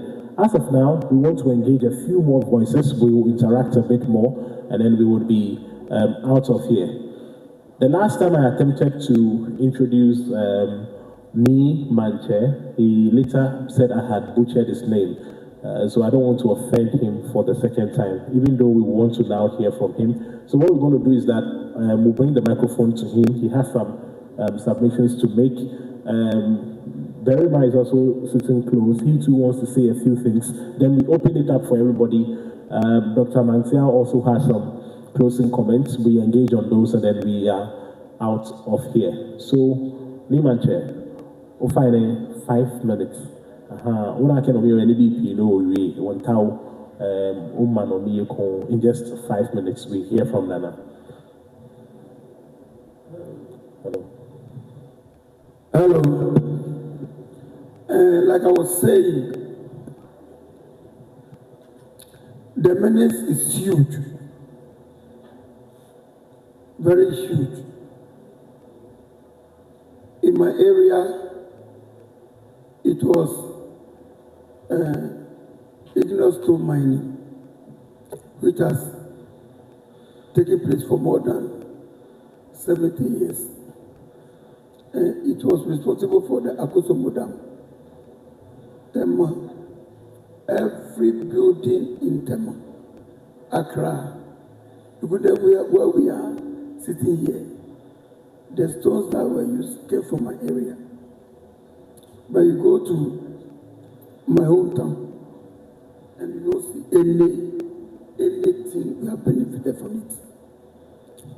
Due to the colonial system of land management we inherited for the period, which must change.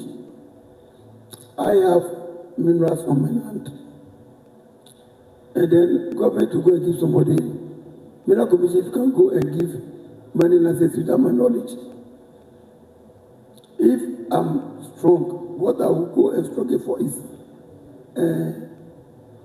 my surface rights, which is nothing to write home about. And then they'll come and mine everything, destroy the streets. They go and pay huge monies to the Mineral Commission and EPA. And the community they are mining in grows poorer and poorer. That's what is happening.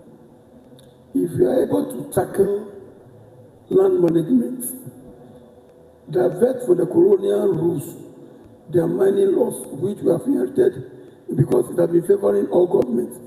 So we don't want to abate. The system will persist.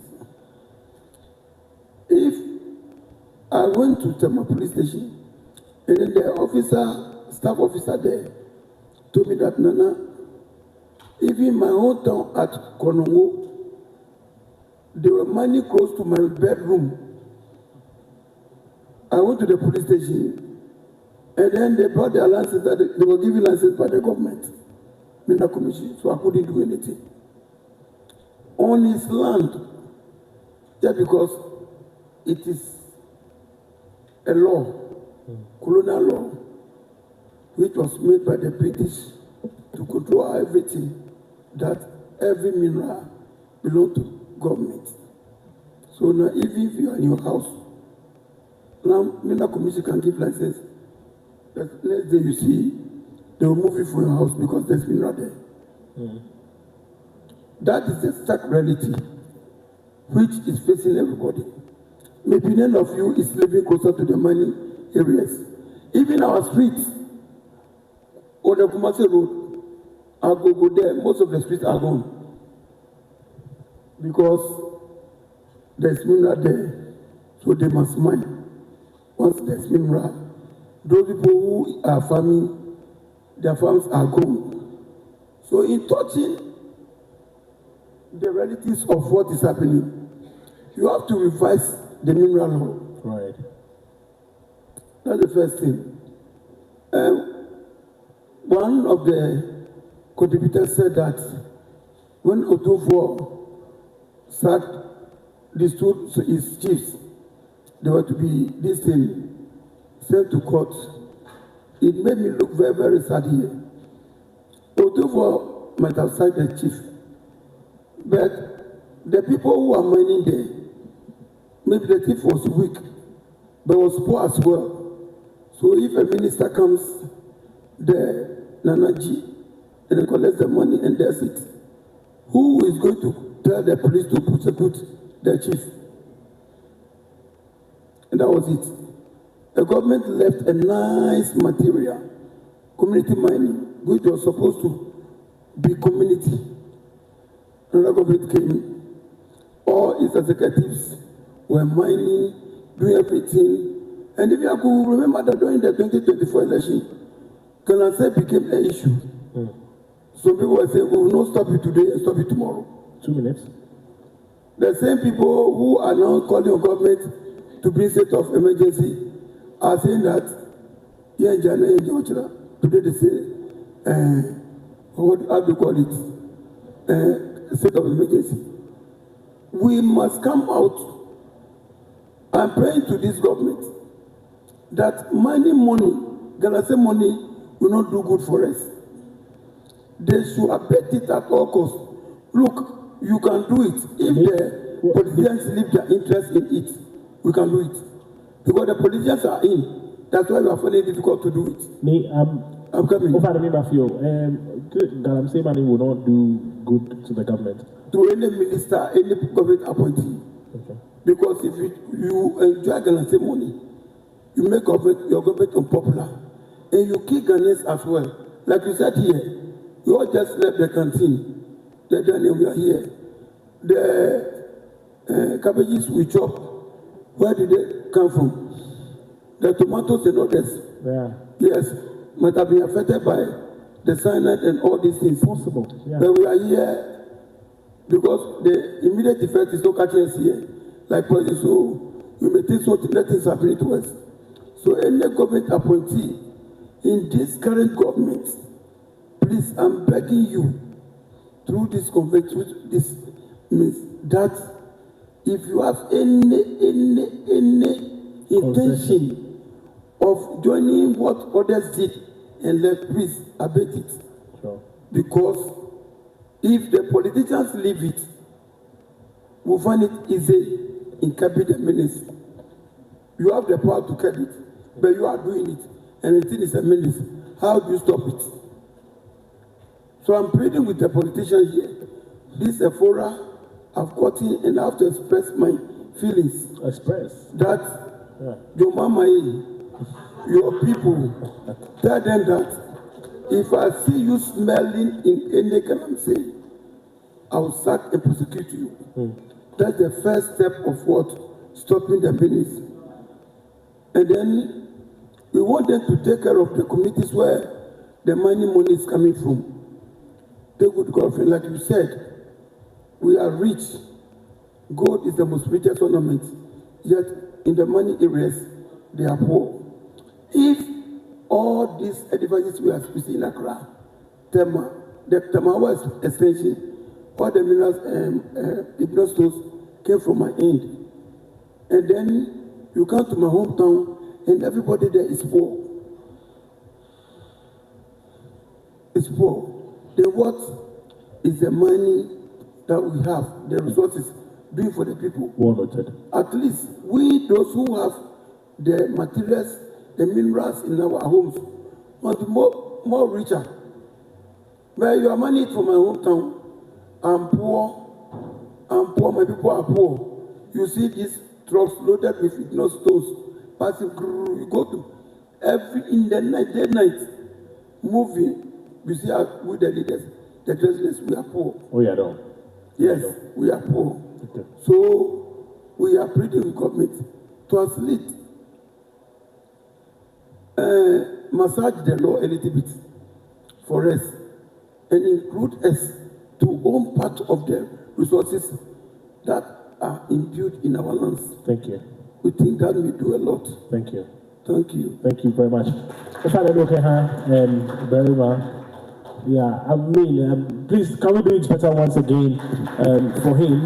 That is a very positive call, which actually reflects the position that the president has communicated earlier, that nobody in the administration who is an appointee would be allowed to engage in mining actually of any form. And so thanks for stressing and reiterating that point. Berima has indulged to engage us in the local language. Of course, we are Ghanaians, it is welcome.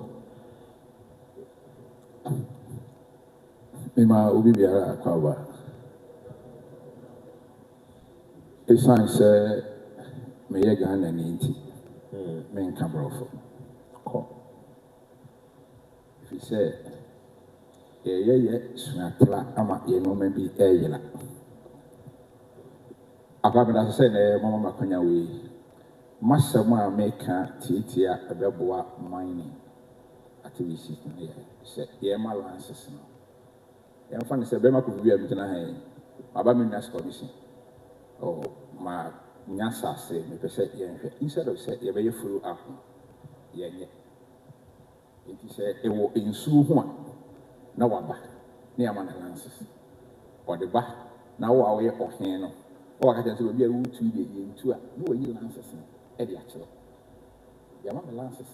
It no more quite say me too. Yanso ye kasa itia say ye say insuo. Fine na ye say insuo. Ye ntwa ye nin kohwe ni na ye ba ni bebre mu ohia a wote kro mu. Sabe ohia ma minor lances. Even nkitahudi e wo one aban tem no uni ubehu a wote wa anya de aba yesme mine baabi say. Na mu say ade a Yama and ye fret a handful no a woman, Nipa Messiaba. Or say opel baby say Eddie Humanity, Monkona Monco say, baby obey Jumana, a bebo community no, and I am more, and will be anyhow. And the Mestre Minister now found Swako at my one said, a free and near ye can't once a Obi Bia Robasa or Benjet mining lances, Mestre said.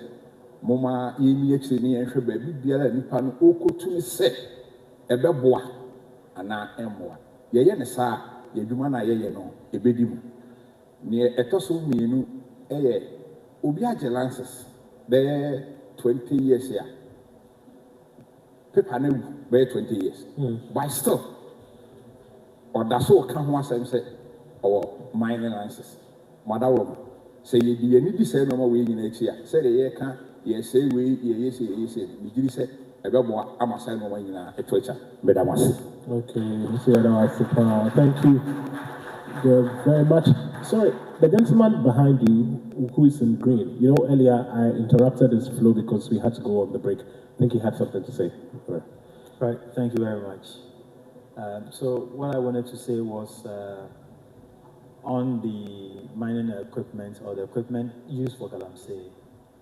Which I think government and then Minerals Commission is looking only at the excavators. I think Mineral Commission knows the equipment that are used in Galamsey. It's not only excavators.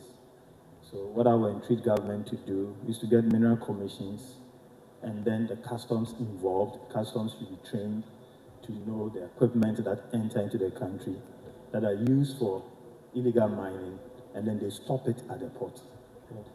So the second thing I wanted to say was to say thank you to Dr. Mantiel. He's done a lot for this country, particularly in the extractive industry. I started following him as a teenager in 2010 when I participated in one of the EITI. Are you still not a teenager, or you've moved from management? I'm not now. I'm not.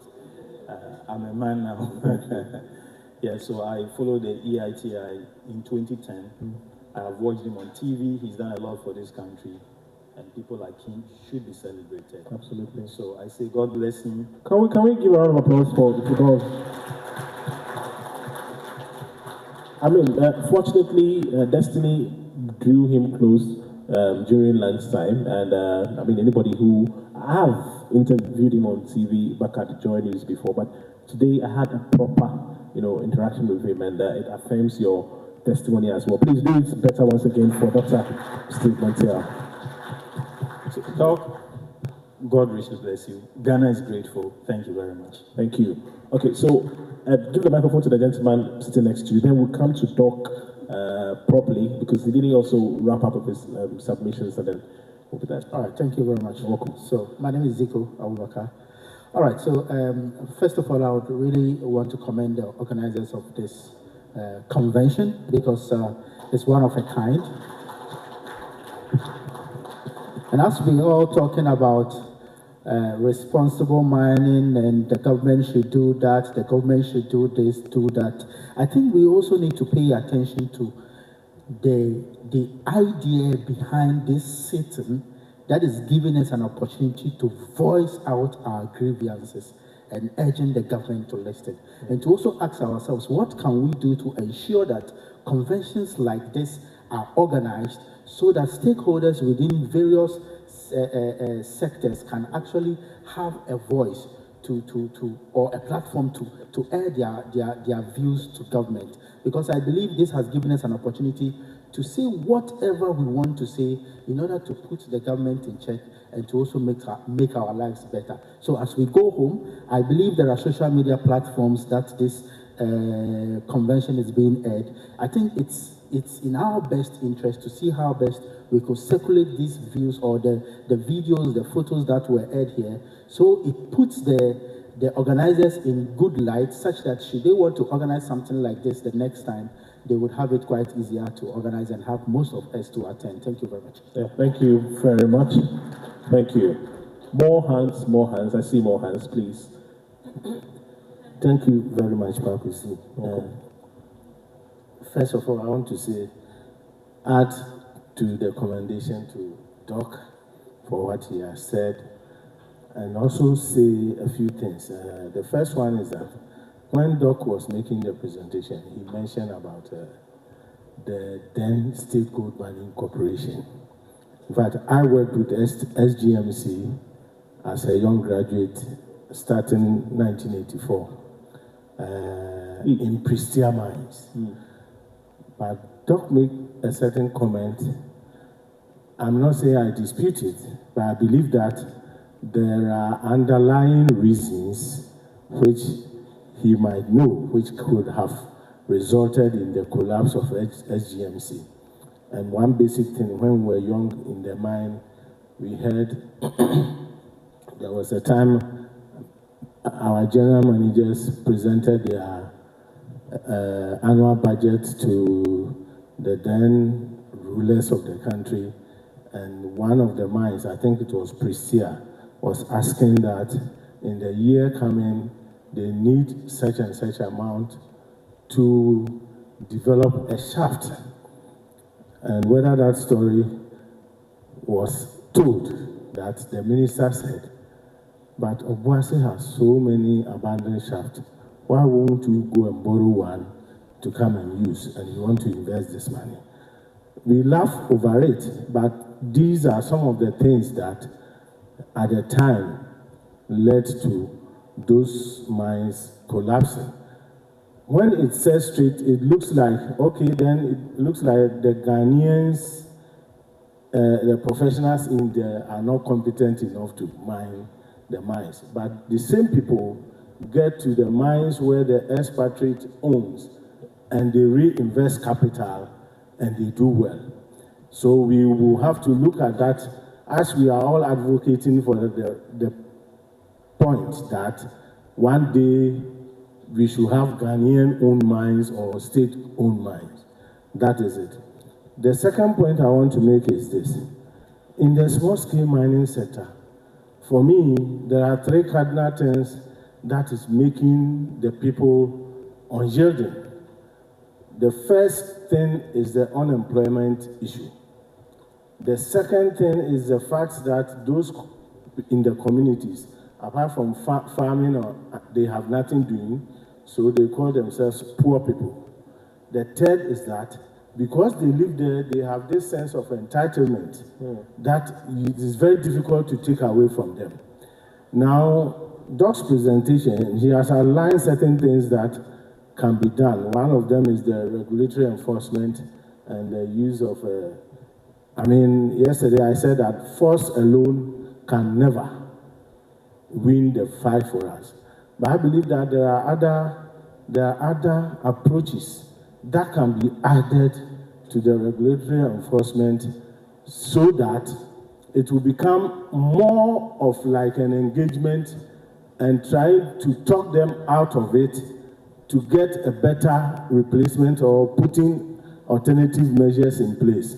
And I learned about this things like transformative scenario planning situations where people are engaged fully. Right. And then they develop solutions, homegrown solutions that will inure to the benefit of all of us. So, Doc, thank you very much, and we are all appreciative of your contribution. Right, thank you. There was also a hand behind you. Let's hear that. Yes, my name is Nene Mate. Could you bring the microphone closer? Okay. My name is Nene Mate. I give thanks to the organizers of this event, of which some of us have expected years back, so that we can voice our grievances to things happening to Ghana, our motherland. These mining problems as we get it to be Ghana safe. In support of Dr. Matthew, which I give good thanks and others. What I want to say, or what I want to contribute for government to up to the program they are doing is government must try to bring chiefs to this matter, to involve the chiefs, because the chiefs are the custodians of the lands for where these things are being done. They know much about those places. And if the chiefs are involved, practically, fully involved in processing, these Ghana seminars will be there. Thank you. Yeah. So that's my few contribution. That the government should involve the chiefs in this program seriously, for the chiefs to play their part. Because before we were born, chiefs are the custodians of the land. They have their Asafo chairmen, they have their queen mothers, they know their boundaries, they know people they live with. And that if any visitor come to their villages or their towns, they know. Here is a case.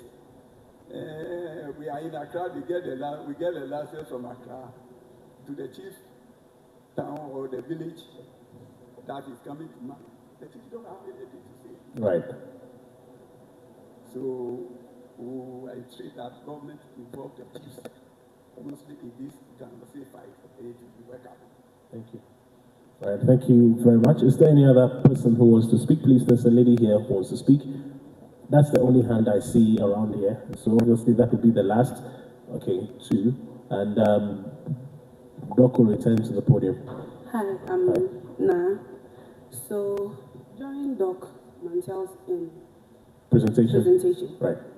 He made mention about how force wouldn't work in Ghana, and I believe these miners are over-pampered because you'd catch someone steal something, and you hear stories of them being jailed for a certain number of years. But here lies the case: we are trying to find ways and means to sweet talk these people that are doing harm to our water bodies, our lands, and all of that. I think that thing should be checked. Another problem I have is... are you part of those who supports the proposition of shoot to kill? Because... yeah. Not necessarily, right. But it should be checked. Because when you say force is not going to be the best option, what then is the best option? But then, that aside, another thing I think we need to look at is the difference between the type of mining and method of mining. So that in the case of even the legal small-scale mining companies, some of them have their licenses right and everything, but they are not mining the right way. Right. So then, what's the point? Another thing too is, I've forgotten, but yes, back to the whole method. Let me help you remember. I mean, while you recollect, put your thoughts together, yesterday, if we recall, the president of the Small Scale Miners Association was making a point that it's not about having the license alone. The methodology is equally important, and I think that has been captured in the resolutions for this convention as well. And I would also like to say that right. Mining should be treated as one of those job ventures that you need some level of educational background before you have. I'm sorry if some people might feel some type of way about this, but as Doc Mantel rightfully said, you should have some level of educational background, not just because you have surface rights or you have the money or... No, but is it really a thing of illiteracy? Because some of the people who are purported to be sponsors are top flight, well-exposed politicians who have gone to school. So is it really a thing of those who are educated versus those who are not educated? I believe so, because when you are in these areas, there's this tradition of this is how you do it. So once you get here, oh, let's just do it like this. Okay. But I believe if someone who knows his or her whereabouts or his left from his right wants to mine, they'll do it the right way. Right, thank you. Very last one here, and then Doc returns to the podium. Please mention your name, your organization, where you're coming from. I'm Malewa Cletusata, and I'm with my partners in Obuasi. And sitting here listening to people. Yeah, you're from Obuasi? Yes. Are you a miner? A mining support company. Okay. Yes. And listening to people, realize that some don't really understand the things on ground. But I think over the days, the ideas have been shared clearly, and we all have a fair idea. What I want to say is, we've been looking at responsible corporate mining in these places, and one thing that will interest you is that there are people who travel as far as from the north to these places to mine. So if you are developing these things, my first concern is, how many people can be absorbed into that? Secondly, if someone is traveling from the north to do this in Obuasi or somewhere in Asen, how can we solve the issue in their community, get them employment in the north in those places so that they don't have to travel to these gold galamsey areas? So I would like to suggest that in as much as we want to allocate the MDF funds to develop these mining communities, a holistic approach to the unemployment in this country should be looked at clearly. Thank you. Right. A holistic approach is the suggestion. Put your hands together for him. Thank you. Finally, Doc, for 10 minutes. Your closing comments before we take the resolutions from the conference. Please put your hands together once again for Dr. Steve Montel. Right. So my closing comments will be based on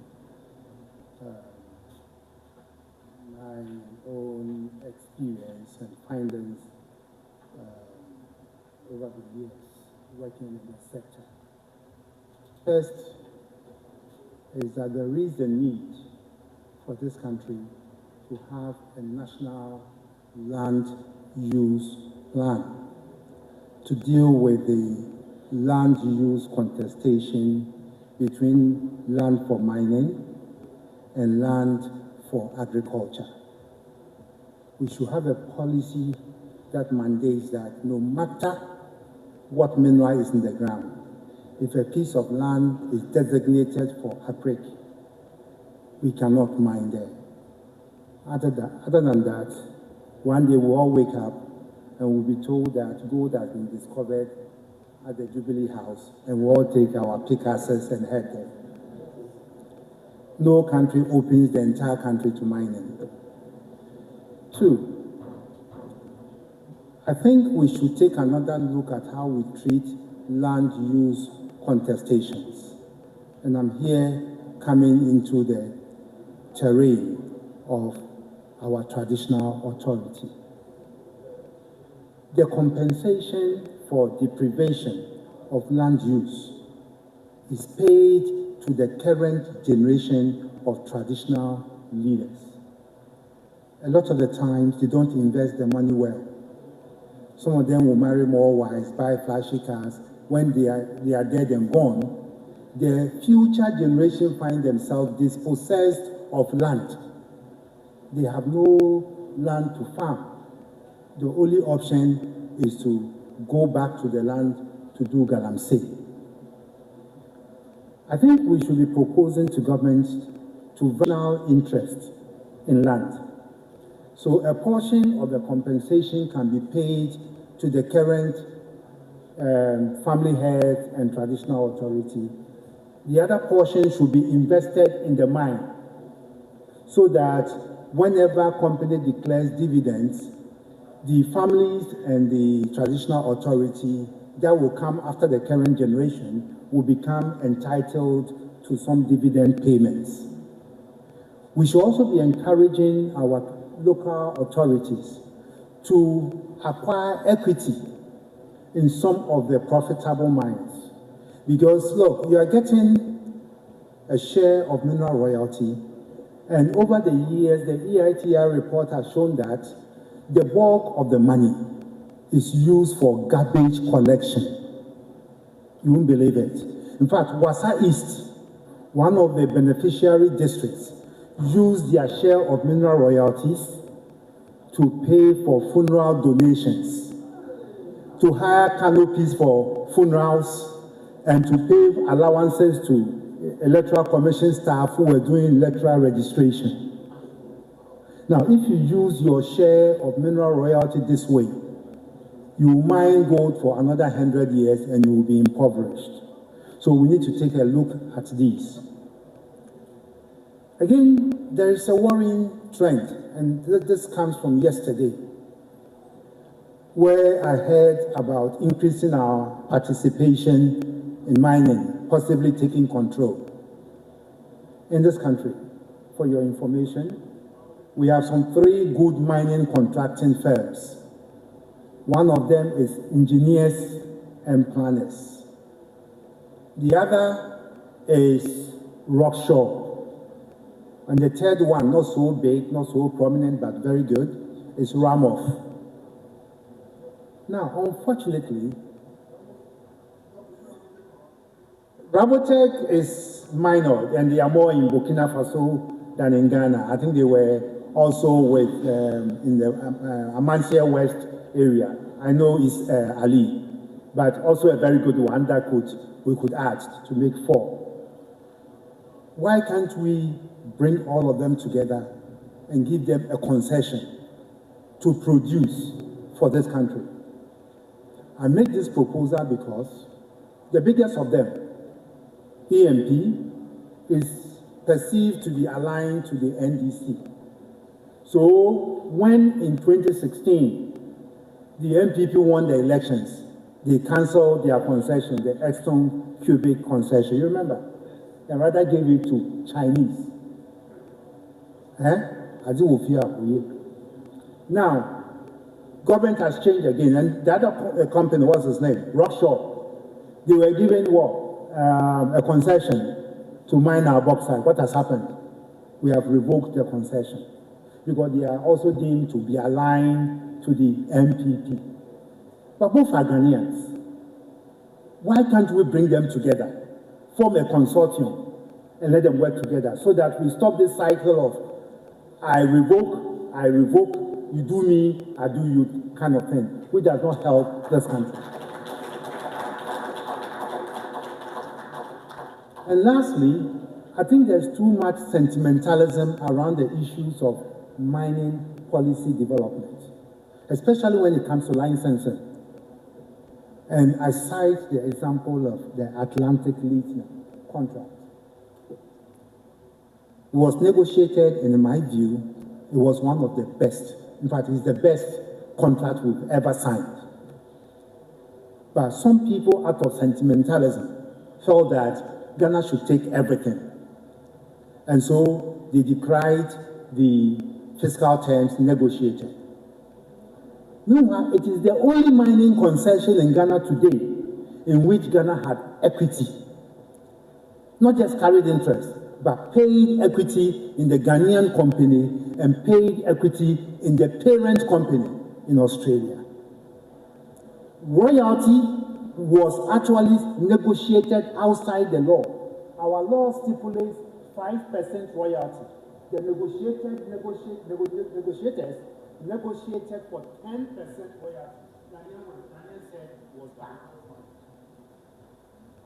And because of the criticisms, we did not make progress with that lithium contract.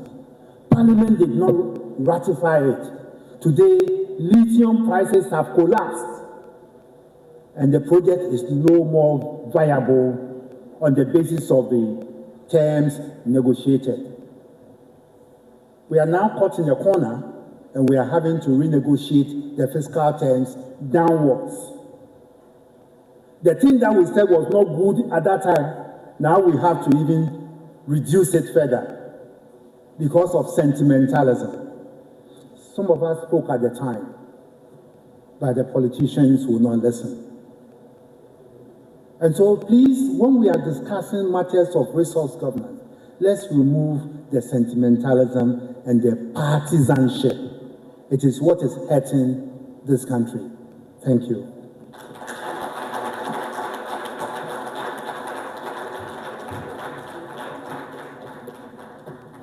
I guess we all have nothing useful to add. Please put your hands together once again for Doc Steve Montel.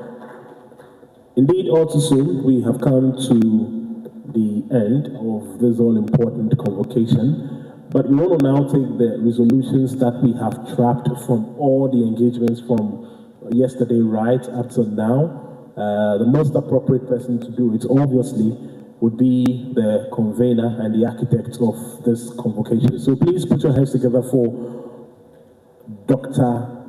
Cranton. Dr. Cranton, I understand, has a word before we listen to Dr. Sadiq.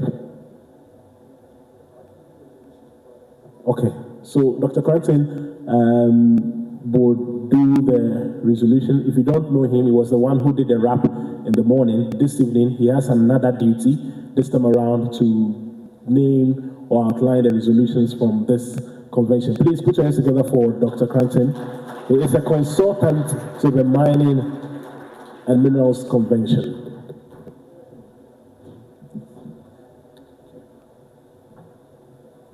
Mark, is your mind for deal? Please, let's give a big round of applause. He's done a remarkable job from yesterday, and Hakusi, we thank you.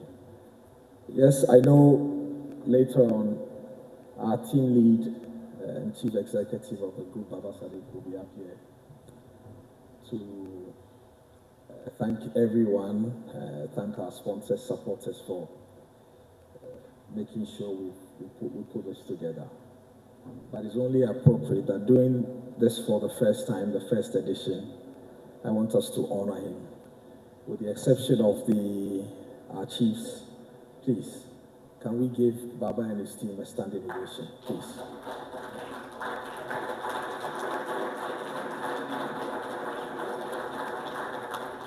I wasn't expecting him to get up, but he's like, please, let's resume our seats. Thank you very much, ladies and gentlemen.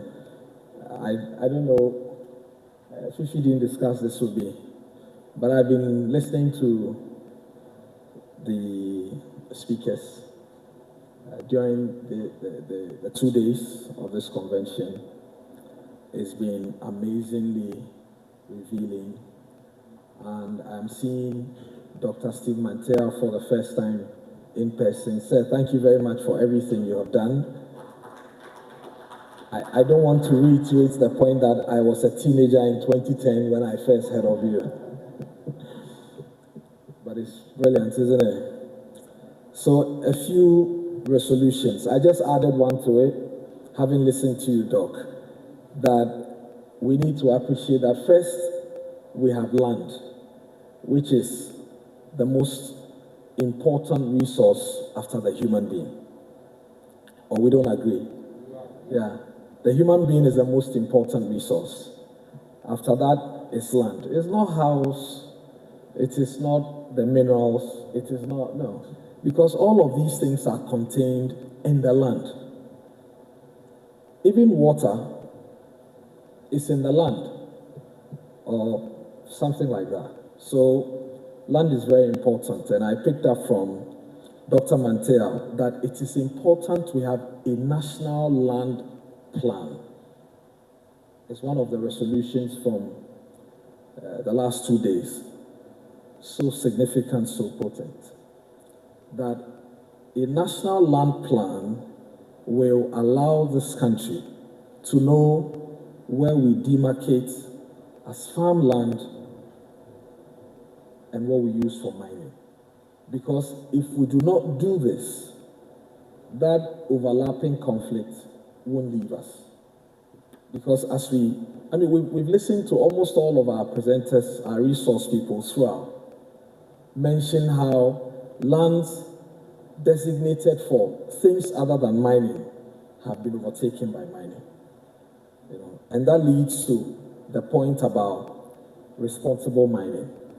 So having been part of the team that put this together the last how many weeks, I never knew this much about mining until I got the opportunity to join Baba Sadiq and his team to do this. And one of the main things I picked up from the beginning is the conversation, or whether it's the conflict between small-scale mining and large-scale mining. So that whereas one deals with exploration, more science, more empiricism, the other supposedly is surface mining. And that is where we get the so-called galamsey menace we're dealing with. So I am trying to get the point about a national plan, dovetailing that into responsible mining as one of the key resolutions from this. And how do we ensure that? Leads to a third point about regulations. And I'm sure all of the speakers have mentioned it, that we need to deal with the issue of regulations. Nee mentioned that you find someone, and Nana reiterated it, you find someone who has a license dating back to 20 years ago, hasn't been renewed, anything, and they present it and say, oh, we still have license to mine. So it is not enough to have the license, but it's got to be renewed as regularly as possible, taking into consideration environmental changes and all of that. Very important. As we talk about regulation, there's also a resolution about encouraging locals to not just have a stake, not just be workers, but own concessions, because most of these concessions are owned, administered, and milked by either multinationals or bigger companies that don't even come from here. And Dr. Steve Mantel mentioned how a concession was taken from an indigenous company and handed to a Chinese company, and then, like we continue that way. So that's the fifth resolution, regulation and how we have to review it regularly. I've also mentioned the renewal of licensing. The next one is financing. Almost everyone who talked mining the last 48 hours on these platforms have mentioned how much of a capital-intensive project it is. So where does the money come from? Often from outside, or individuals who have got either immediate or remote interest. And they are often not from this part of the country or this part of the world. So recently, engineers and planners signed a deal of about 100 million or so, and the money was made available by an international bank, was it?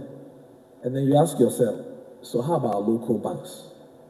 And a gentleman made a point earlier about how the local banks must have a stake in mining rather than give money to people to go to China and bring goods and come and sell. And it's not like there's anything wrong with it. So that's another one. Locals having a stake and owning mining concessions so that they are capacitated as well to do that if they are financed properly. Then the bit about developing host communities. Me mentioned it, that you go to many of these mining communities and you see the state of the roads, social amenities and all of that. And they are appalling, to say the least. So one of the resolutions will be for us to pay attention to how the communities that are host communities of these precious minerals benefit from the minerals deposited in their land space. So these are the 7 or so main resolutions. I'm also pleased to mention that we're collating all of the fallouts from the last 48 hours. We put in a document. We'll continue to engage with significant stakeholders in the mining and minerals industry, make the necessary submissions so that it impacts regulations, laws, operations, financing, and all of the key areas as regards mining. We thank you once again for your time, and I use the opportunity to call on stage our team lead, Baba Sadiq, who has the final word. Let's do it better, ladies and gentlemen, let's do it better.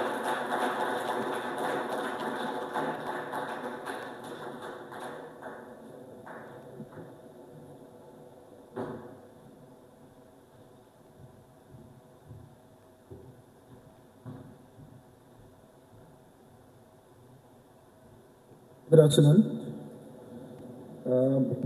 Once again, just a word of gratitude to all of you for taking time out of your schedules to join us in 2 days of impactful, insightful conversations that would enhance the mining industry.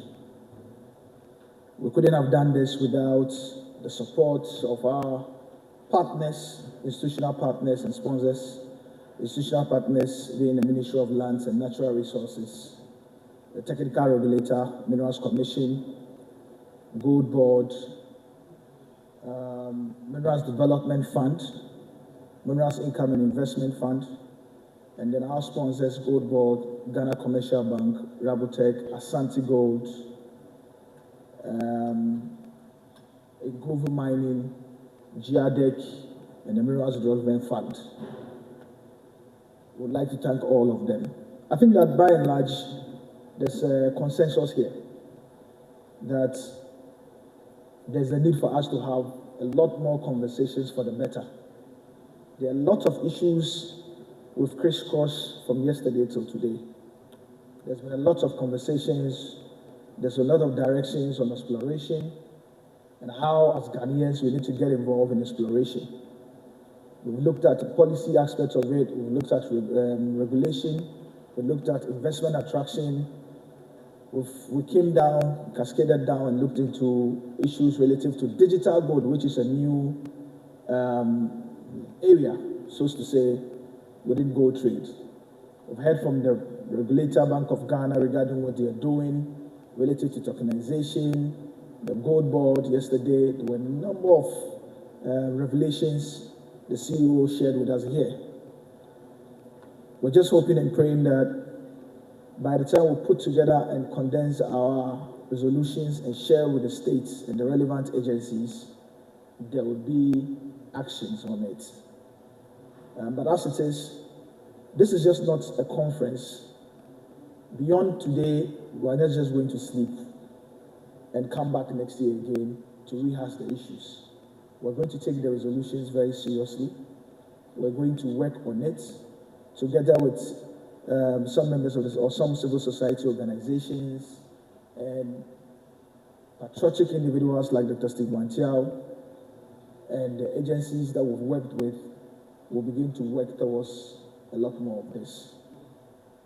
I think that one of the best ways, because we focus a lot more on small-scale mining and their impact to the environment, there's been a number of ideas. Dr. Steve Mantiao had indicated that a community mining program, which now is cooperative mining, on paper is a very good one. If we're able to achieve this, obviously there'll be a lot more that can be done. Just before I came in, I just asked him the question, well, how are we going to go about the skill development aspects of the outcomes there? And then he had shared a very interesting view. I think he had indicated it here, where he had indicated that the previous government resorted to a plan or a program they had with UMAT, where they are taking some of the miners to school. But we identified some lapses there because these miners were not going to leave the mines. I know our sister shared and said that it seems like we are almost massaging the environmental terrorists, quote unquote. But there are some realities on it, which, I mean, obviously everybody has come to terms with it. The realities of insecurity and unemployment. These are people that are used to a certain amount, a certain revenue, and a certain reward. Now you're going to take this away from them. If you don't have a plan to contain them, there will be dire consequences for us as a country. And so the various programs, I think, is good. It needs to be enhanced. And there are individuals, the human resource to help the states go about this are here. Dr. Steve Mantiao is here. Civil society organizations, there are various civil society organizations that have done extensive work on how to improve and ensure that the issues that is brought about by Galamsey doesn't bedevil us further. So thank you very much to all our panelists, from those that were on the panel for policy, regulation, investment attraction, to the second panel we had yesterday, to the roundtable with the CEOs and journalists from Ngovu Mining, Fred Atakuma from Asante Gold, to today, the keynotes that we had for Bank of Ghana, the Minerals Development Fund, to the conversation on investment attraction, to digital gold, to the technical paper that was presented. I think that there's so much work to be done. Thank you very much for making time to join us. Like we indicated, we're going to work with the resolutions. I'm sure going forward, when there's a need to engage any of you, I know you'll be kind to lend us your support and lend us your experience and insights. We look forward to seeing you next year, but also remember, between now and next year, when we reconvene, there were a number of activities small activities that would work on towards next year. And so, in due times, we'll be announcing it and putting out our timeline and our plan. Thank you very much. I think that there has to be a closing prayer. After the closing prayer, we'll just break off, do some bit of networking, and then we see ourselves at different times where we have to meet, either on the smaller programs or reconvene next year. The date for Mining and Minerals Convention next year will be announced in due time. If it's likely going to happen here as well, we will definitely announce it. Thank you very much. May God bless you all.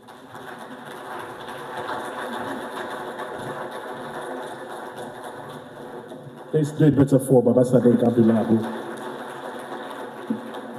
the architect behind all of this. Of course, I've had a couple of people ask the questions that since we know the problems that bedevil the sector, why do we still gather at a clash location like this and then talk when we know what we are supposed to do? But the truth of the matter is that if you want to deal with any public crisis, from ideation to conversations to implementation, and that is why Baba brought all of us together. Please put your hands together once again for him. Indeed, if you're a lover of the Bible, somebody who reads the scriptures, you know that the Bible indicates that the world that we see were made of the word of God, such that the things that we even see were made of things that do not appear.